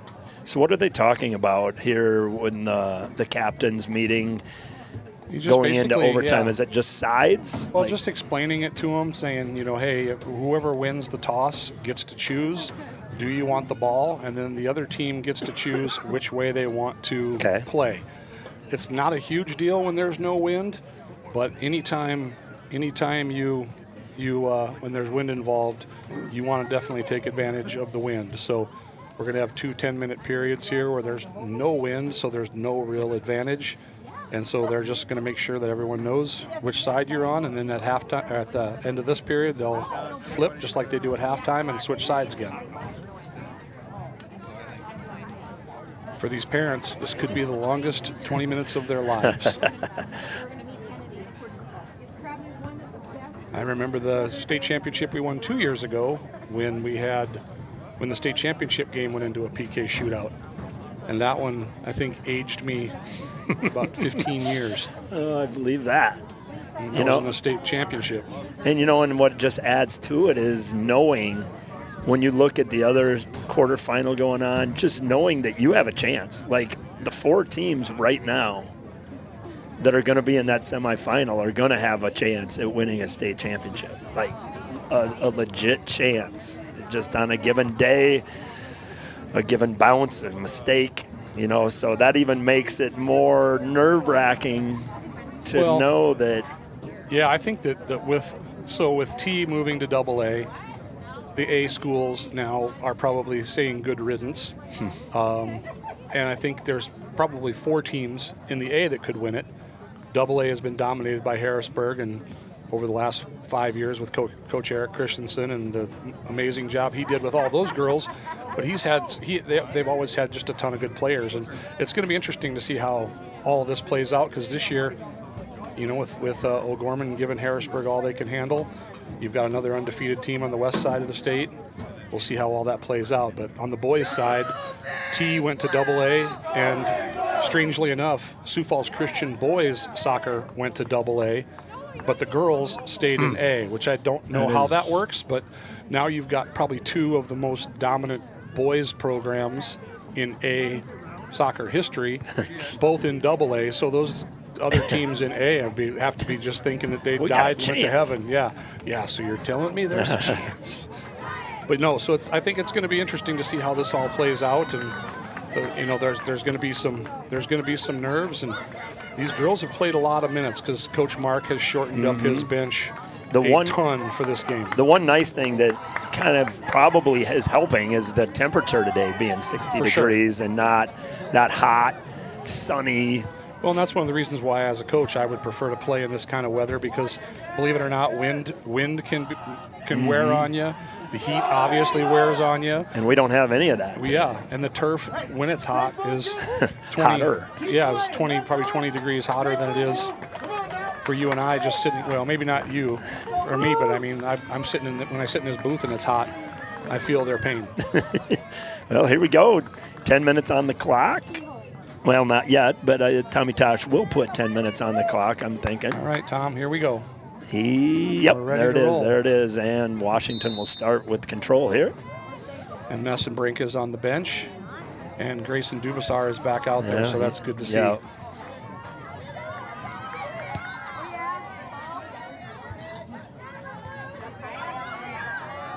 Let's see if that's style. A good shot move. That's the patented shot move from Kaya. And a great cross. Oh, good ball. Can she get there? Yep. Yes, she did. Oh, nope, she didn't. Good effort. It looked like she did. That was really good ball, really good hustle. And that's what I'm talking about. Like, if you play that ball on grass, there is no problem for Kendra to get there. That will settle up nicely on grass. Stay focused. Here we go, Blue.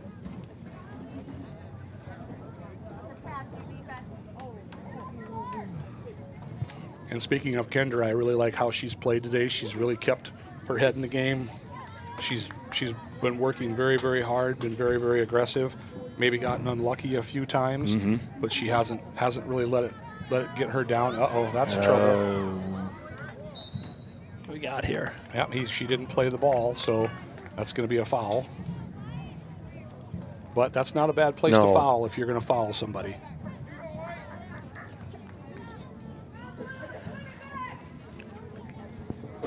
This has been one of the more seesaw back and forth contests I've seen in a long time. There has not been. That's a great ball. Oh, that is. It's just outside. There has not been one team that looks superior by any means in this game. Like, not for any length of time. No. It's like for 3 minutes here, 3 minutes there. They almost look like they're very. Oh, here comes Messenbrink back in. That's good to see. We'll see how well she can move. Still hobbling a little bit there. You got to love that heart. You just want to maybe, have a chance to finish the game on the field for your senior season. It tells you a little bit about the competitiveness that these girls have. Good sense. Oh, I thought that was good. That's good hustle by Chloe to stick her foot in there. Never know. I'll see what this girl's going to do with it. Good pressure from Kaya, and that's going to be job. off Kaya, of course. You got to pressure and see if they're going to make a mistake in their own end. Yeah, right. Pressure is huge in any sport. It's the only way to force people to make mistakes. You try to get them rattled and see if they're going to make a mistake. That looked like a handball to me, but her back was to him, so he didn't really get a chance to see it.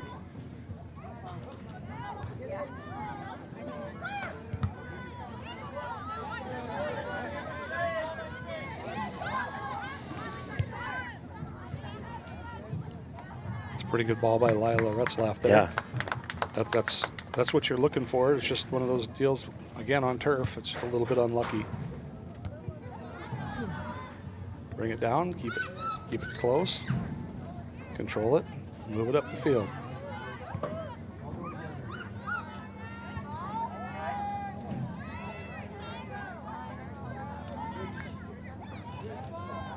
Good ball, Sid. Chloe's been shooting and firing. It's just she's just been a little bit off today. She hasn't really been able to put one on the frame. Substitution number 14, and Messenbrink just can't make it work. She just can't go. That just breaks my heart. Yeah, it's got to be so frustrating for her too. Well, you'd like to see as a coach and as a team, you'd like to see their best team on the field and absolutely beat their best, and especially in a game that's been played like this afternoon. Yeah, you'd hate to see anyone lose this game, but obviously somebody's going to have to. That's got to be a handball. Yep. Or no, that's a foul. Well, at the 25-yard line there, about 34 yards out for Chloe. That's definitely within her range. Whether or not Coach Mark's going to want her to go on frame or not, I don't know. We'll see. They're building the wall. I'm not sure. Is that a coach's decision on that? I think it can be. I think you kind of practice it. And like from certain areas, they'll have like little plays that they run. That's a really good chip. Just off. Too strong. Yep. That's very, very difficult, especially when you have to worry about being off sides and everything else. Header by Reese, and right back in. This is big time trouble. Oh, that's even foot race really there. Trouble. It's still big trouble, but anytime she's got the ball at her feet, she's dangerous and scary. That's a good job by Kate. Got the ball and got ball. That's way better than her having the ball at her feet, though. I'll tell you that. She is that close scary. In. She's scary good. On that ball by Chloe on the free kick, the wind some days may have a lot to affect with that type of a ball too from that distance. Right. It can do some weird things, but today, pretty calm. Here we go, corner.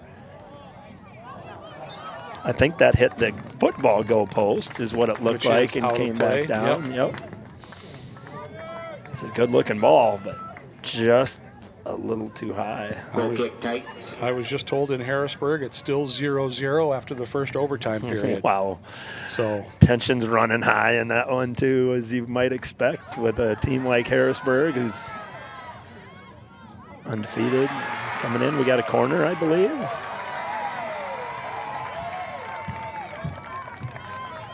kind of. T's going to have to start picking it up a little bit. They're starting to get a little tight and making a few mistakes here that they haven't been making the whole game. That last ball on the corner previous to this one was very dangerous. So let's see what happens.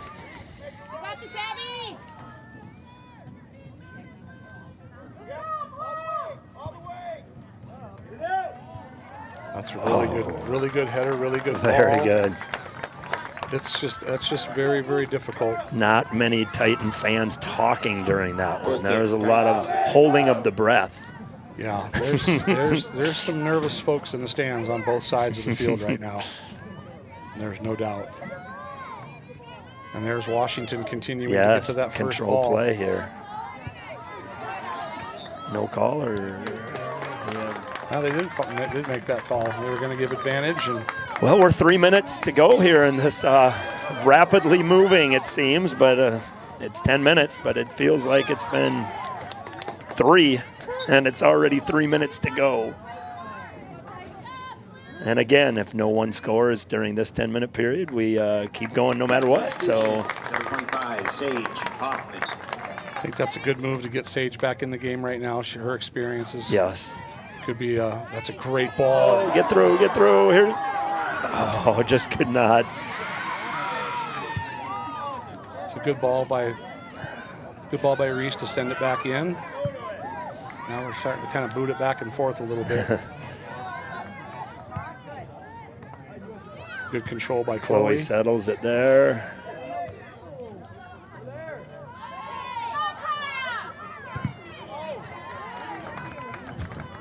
Two minutes here, just nearing 2 minutes remaining in the first of 2 10-minute overtime periods. 2 minutes remaining. Good job by Good Kate. play. Good turn by Sage. Keep going. Good control. Oh, Kaya, you got to be ready Yes, and running. just kind of flat-footed there. Yep, got her a little flat-footed.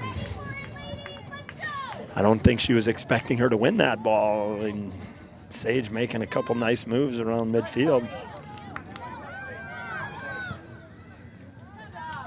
I know one thing, all these girls are going to sleep well tonight. I was just going to say, if it's 60 degrees or not. I was just going to say they're mustering all the energy they can find right now to make one play. Well, this is after Washington played overtime on Tuesday. Wow. So yeah, that wasn't too long ago. What was the score of that one? That one wound up, well, it was tied 1-1 after everything, and they wound up with a 2-1 win because of the PK shootout. Wow. So they're definitely used to playing in this high stress. 1 minute remaining here is trouble brewing. That's a great job by Kate to hold the ground. Good feet. And gave up the corner again. Ooh.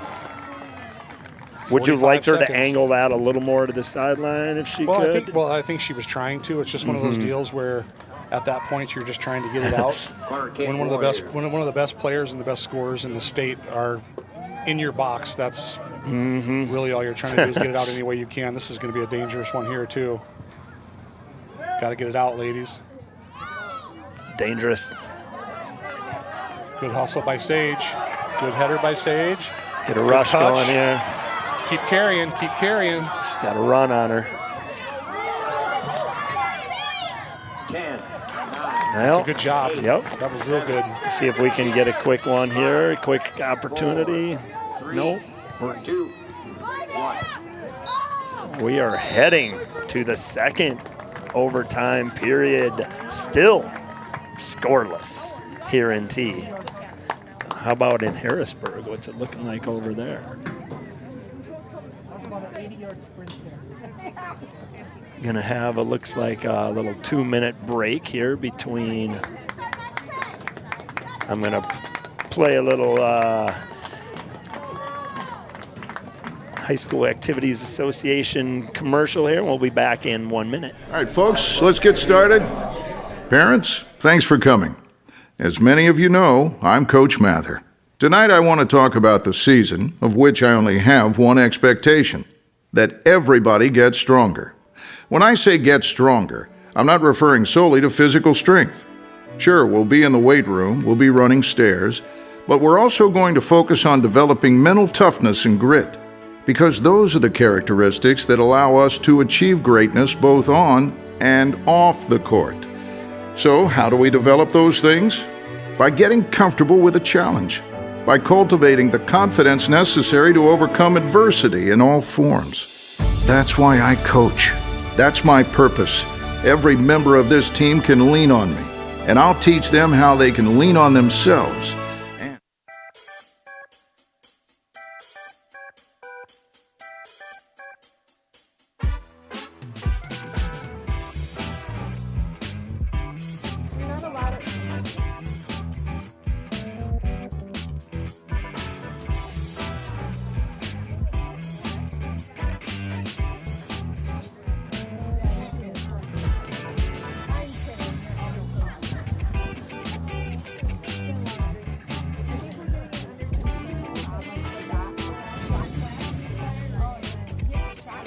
All right, we're just about set to go here with overtime period number 2. This, again, will be a 10-minute overtime period, and if it is a tie at the end of this overtime, we will be going to penalty kicks. And even if one team scores here at the beginning of overtime period number 2, we play it out. We play out the 10 minutes. What does the PK look like as far as the rules go on that? Well, the PK is pretty simple. Each coach will pick a list of 5 girls to take their shots, and then when it's the best out of 5, whoever has the most after 5, and if you get up, if you ever are up more than there are shooters left of the 5, it's over. So it's an alternating. Yep, it's alternating. Right. They alternate shooting on each other's goalies, and if it goes through 5 and they're still tied, the coaches will have a second 5. It's a completely different 5. So you've got a large group of girls that have to have their heads screwed on straight and have to be ready to go. Well, and kind of getting ahead of ourselves, but it just feels like it might be going to that by the way these two teams are playing. But you never know. Each team had a couple opportunities there in the first overtime session, and we'll find out what happens. Well, it was 0-0 after the first overtime period in Harrisburg as well. Those O'Gorman girls showed up and believe that they got beat pretty good by them in the regular season and probably played one of the worst games of the year for them. Wow. Good for them, though. But they just think, there's no call. No, that's a foul. Yep, they called the foul. Yeah, it's great to see that kind of soccer, though, being played at this time of year, because that's what you're hoping. You get the best teams in the quarters, best teams in the semis, and that you want them. You want them to show that there's good players on both squads. Yeah, I think Aberdeen is the only outlier for the top teams that are still in it. Because did they have an upset the first round? Yeah, they upset Pier the first round, right. And now they're playing Roosevelt. Good defensive play there. Now, if we can get on the end of one of these, I think that we would be set. It was nice of the boys' soccer team to come out and support the girls today, too. That's pretty cool. Well, here we go. Who we got kicking this thing? This appears to be Kaya. It's a really, really good ball. So nice and high. Chloe almost with a chance to settle it.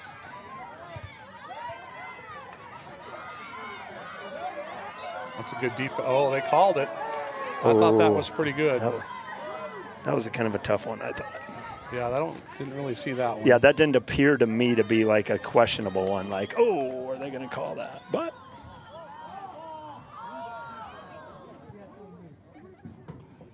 our ball girl fell asleep there for a couple seconds. They're probably tired.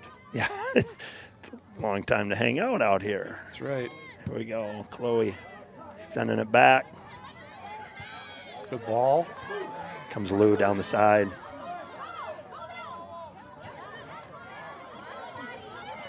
.745. Chloe sending one. Kaya's body. That was so close. Oh, what a nice play. That was a very nice ball, and Kaya got in there. I would have liked to have seen her use her head, but I know that she doesn't like to use her head, so because then it would have gotten more on that ball. Using your body, you just slowed the ball down enough for the keeper to get there. Oh.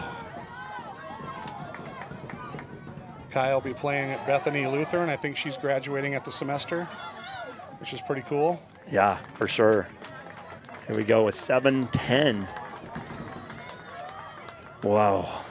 That was one of the better chances of the game so far. Yeah, for sure. Here we go, Lou. Sending one to the middle. Long shot. Maybe splitting the uprights. We want.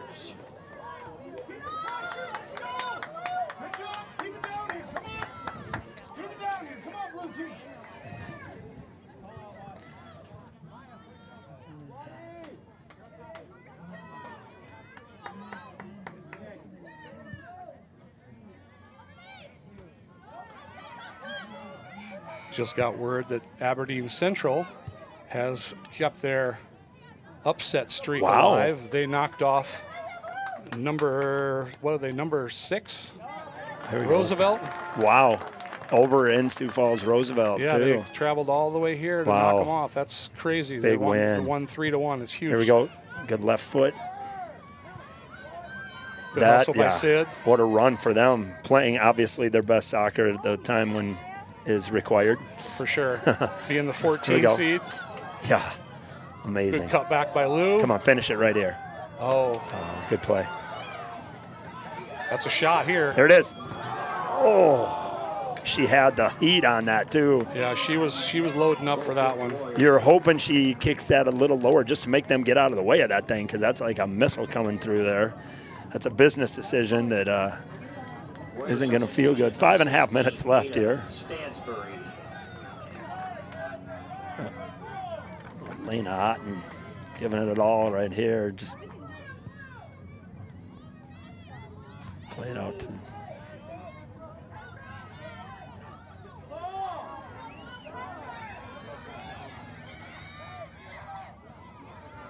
Washington seems to be playing with a little bit more sense of urgency and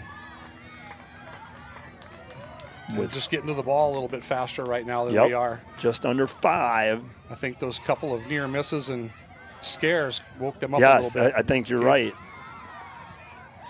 Get those competitive juices going harder a little bit, like, okay. In Harrisburg, they're headed to the PK shootout, so that's going to be crazy. Wow. What a fun experience, though, for those girls and fans. And that's Pritchett again, getting into action, working hard. Again, for a freshman, she has had a whale of a game. I guess not even for a freshman. Yeah, for exactly. Anybody, she's had a whale of a game. Just nearing 4 minutes to go in overtime. 4 minutes to go in overtime here. Chris trying to trap wasps and bees and flies up here in the booth that have been pestering us. He's got a bottle against the window, smashing him. Victory. He gone. He gone. All right, here we go. About 3.5 minutes left here by the time this goal kick gets in the air. Time's running out for both sides. It is really getting down to crunch time. T's by far had the most opportunities in the overtime sessions. Play with a little bit more of a sense of urgency right now. Play a little bit faster. How exciting would a game winner be here? It's coming. It could be. Oh, there's a foul. Shove there. A little bit of a trip. Yep. Here we go. So 3 minutes exactly remaining. Wilson putting it down at about the 39-yard line here. It's a really good ball if somebody's going to run on that. Oh. Not sure why we weren't running originally. If we would have been. And she punches that out of bounds. That's good. Yep, here we go, 2:45 as you can see on the clock. Looking for the game winner here. That's great defense. Yeah, it was. Naomi Pokola.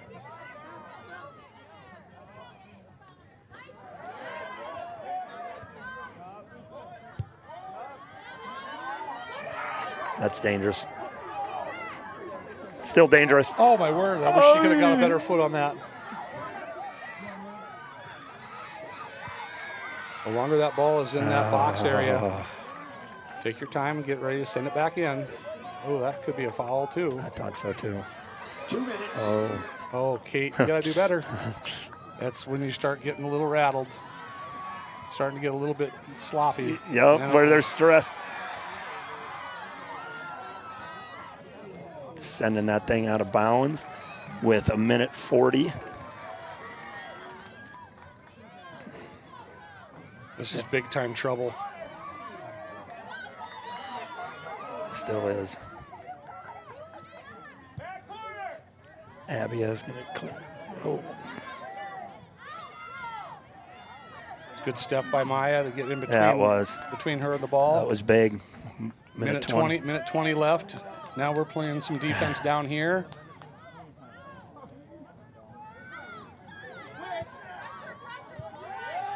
Chloe with a clear there. See if they got a little run in them here. Turn around. Got to pick up the ball. Yep. Good job, Ellie. Great job. That's a really good ball. Kendra's got a chance, but she's not going to get there. I don't think anybody's going to get there. 50 seconds left here. This is looking more like a PK shootout all the time. Kind of felt that way for a long time now. Yeah, it has.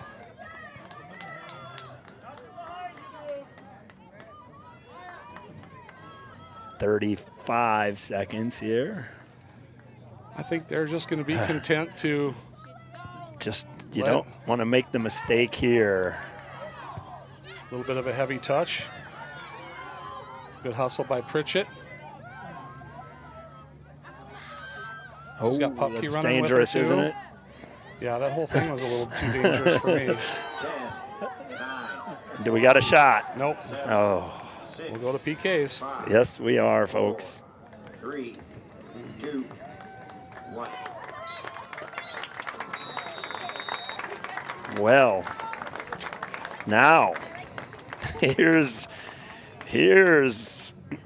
where it gets dicey. So if you're, what's the strategy, Chris, of the goalkeeper in situations like the PK? Like, what are they coached? What are they told? Is it all about their feel and their anticipation, or is there film on these girls from past games, the tendencies? Like, how does this work? Well, I think that the biggest thing is that some of the keepers actually will watch game film on that. They'll actually watch game film on the teams that they're playing against, and they will kind of try to watch their tendencies and things like that. As a keeper, you're just kind of looking for a tell, if you will, or just anything that's going to tip off which way they're going to go. And as a keeper, you're really just basically guessing one way or the other.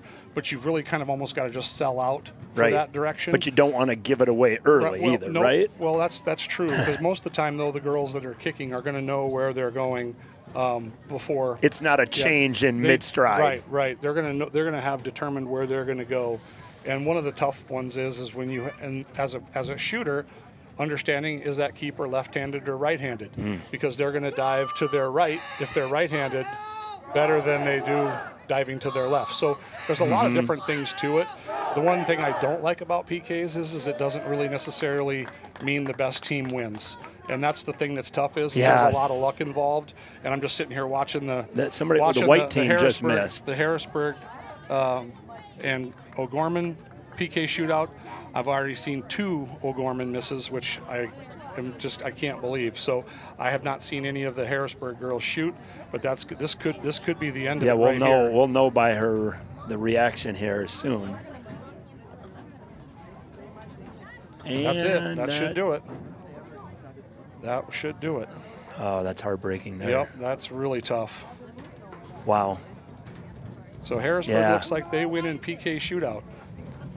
So And that's a tough Yeah, one. like you said, you've played this long even, so there is no better team today. Well, and that's the big thing. Yeah, that's the big thing is you hate to see anybody go home with a loss, but at the same time, somebody's got to. It's sports. Yep.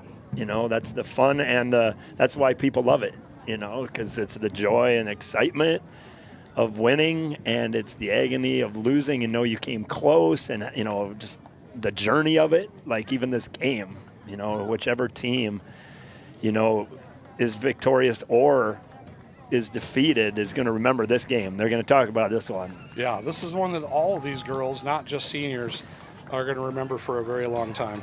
So we're going to get them lined up out on midfield here, or what are they doing here? Well, the whole team, all the teams line up at midfield. Okay. The goalies are going to head down to the end line. They're going to have determined who goes first when they were talking through things at the. Looks like we're playing down here in the north end. Yep. All the fans are moving down that way to be a little bit closer, it appears. But they will alternate. It looks like the 5 have been chosen.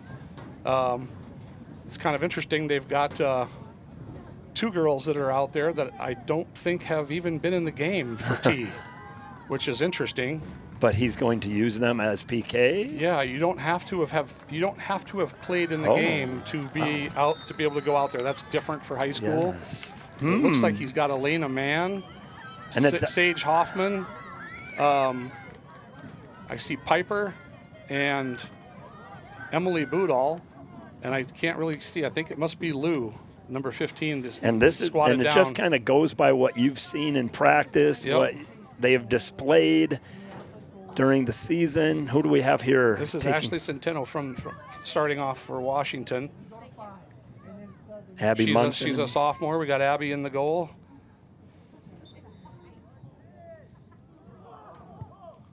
Big save right out of the gate. Big save for Munson right there.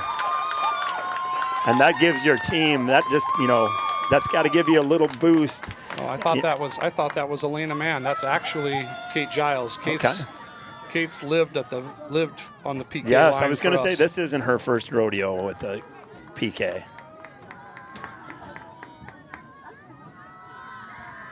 And there's nobody more nervous than her mom and her dad. Oh my word! Yeah, maybe a grandma and grandpa. We don't know, but I think she's going to put it in here, Chris. I think she's going lower right corner. Booyah! That's the one you want. That is a huge one right there to give you the 1-0 lead. So we can't put that on our scoreboard right now, but if you are just turning on audio, T is 1-0 in PKs right now. Who do we got coming up here for the Warriors? I can't see a number, but it looks like it's Adeline Reese. Number 2. Adeline's just a junior. If Abby comes up big here. And she does. Wow, that's stepping up. That's unreal. That is fantastic. Who we got coming up here now, Chris, for the Titans? Sage Hoffman's next. I still can't believe he's got a freshman that hasn't played in the game. Amazing. As the 5th kicker. And there's a possibility that she won't even be needed. Well, I was just going to say, yes, that's very true. Because if we make 3 and they continue to make 0, yeah, that would ideally. Then they can't win. So So congratulations to Harrisburg, though, for winning in PK yeah, man, shootout. That's a great win. Congratulations to O'Gorman on a fight there. And hello to all the soccer dads from Harrisburg that I know and love. You guys are the best. Here we go. Oh, she snuck that under. She guessed the wrong way and still almost got it because it went right down the middle. Wow. That's very, very unlucky for Ella Top. She's going to be seeing that one in her nightmares tonight. Oh, isn't she ever? Wow. Because, like you said, she totally guessed it. And it just snuck under. We got here. This appears to be Grayson Dubasar. So, if Abby can come up big on this stop, and the Titans, then all we need is one more make. Win. Grayson will not miss this one. I will promise you that. Oh, Oh, Abby had a good attempt on the save, too. She guessed right, but she did. But unlike the other girls that went for Washington, that one had some smoke. I was going to say that thundered off of her Yeah. foot. You could hear that one up here. I'm not sure if you could hear it on YouTube or not, but now we have Lou. Elena Otten. This is a huge this one's big. kick, and she's probably more than happy to take it. She's played a gutsy game.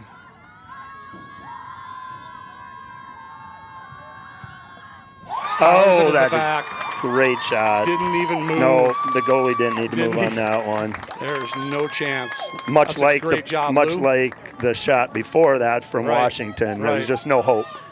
You can guess, you can play it right, and it just isn't going to matter. You don't have time to get to it. So this could be it. I know one of the dads from Harrisburg, his daughter played keeper for Afton club soccer team. He knows what this is all about. She had one of the best PK shootouts in the history of South Dakota soccer in the national championship game 2 years ago. So he knows the stress of those goalies, and he knows what these goalies are on an island Abby doing this could all seal by it. themselves. Oh, what a good shot under the crossbar. Yeah, I was going to say that. I thought for a Wow. second there I was going to go high. All And we need Abby is this did too. one. All we need is to have one of the last two girls make. And who do we have coming up here? It looks like Piper McKinney. Played a little bit in the first half, but I don't think she played much in the second half. But She is fresh. This would be absolutely enormous if she can put this in, because it's going to be game over. And this would send the Titans to the semifinals to face would. Harrisburg on Tuesday. It would. Off the post. Off the post. This is going to come down to a freshman who never played in the game today. How crazy is that? It's insane is what it is. And If unless she misses, Abby, though, if Abby stops this yes, one, it's over. You know, and Usually you try to save one of your better shooters for last, but I don't think it's going to be needed. I'm going to call Abby Munson on a save here. I can't see the number here for the shooter. Nothing against the Washington Warriors. Number 8? Yes. Abby Santino. Yep. Abby on Abby right here. That's right. Abby versus Abby. Sneaks it by Munson with a good effort and a better shot. Well, the good news is no matter what happens here, we can't lose with this 5. Right. But then it goes to the next 5, and it's going to be a completely new 5. So I'm going to quit predicting because I don't know anything right now. So who do we have here? this is Emily Budall. She hasn't played today. She's Wow. a freshman wearing a JV uniform. Been What sitting a on the bench great the whole day. opportunity. This could be one of the biggest moments in her life. And it is. she nails it. And that's she nails it. unbelievable. And here they come. What a great moment for her, as well as her team. Coach Mark Anderson, Noah Watson out there right now celebrating. Wow. Get goosebumps watching something like that, Chris. I've had them for like the last 30 seconds. I've had them since I saw it hit the back of the net. That's fantastic. Wow. Tough game for the Warriors to lose to. You know, It's one of those games you didn't want to see anybody lose, and I'm sure like the Harrisburg game was exactly the same. But it's one of those deals where, like you said, someone has to go home, and it's unfortunate. wow, they played a great game. Very few errors by either team. Titans win 1-0. Is that how it's then scored? That's how it's scored, Okay. 1-0. That's insane. Wow, what an afternoon of soccer here. So the Titans will travel to Harrisburg on Tuesday. Yeah, that's going to be another war, and the biggest thing is going to be, I think that the Harrisburg girls probably learned a lot from today, and that's probably going to help them for Tuesday. Yeah. But again, O'Gorman went in there believing that they could play with them and believing that they belonged, and if we need to have our girls do the same. So it's been an honor and a pleasure, my friend. Yes, it was great game to watch as just a fan. You know, like I said, it was going to be exciting either way. Those Washington girls came through with big PKs of their own after spotting the Titans, 2 early ones. They came back with 2 straight, 3 straight? 3 straight. 2. Yeah, it's of their own. Apparently, Mark knows something that we don't. Picking a girl who's been sitting on the bench the entire game, has probably only played about 10 minutes on varsity all season. Unreal. And comes in on the biggest PK of the season. You and know, just buries it. And, that's why, coaches get criticized for what they do, what they don't, all this. And well, I'm sure you probably would have been wondering if she would have missed. That's for exactly. sure. But, it's like you said, it was one of the biggest moments of that girl's who was that? That was Emily Boudall. Emily That's Boudall. Fantastic. Yes, one of the biggest moments of her sporting life right now, and maybe even her life, just the excitement of it. So, if I were those girls, I'd be lifting that girl up on my shoulders and just parading her around. That was so awesome. That was. But, well, they'll play again. So that game will be on Harrisburg's stream, I imagine, on Tuesday. I don't know what time if that's set for. Not sure. But until then, that's when you'll get your next taste of Titan soccer. So thanks for joining us today. Thank Chris Murray here, soccer extraordinaire. My name's Rick. Have a great rest of the weekend.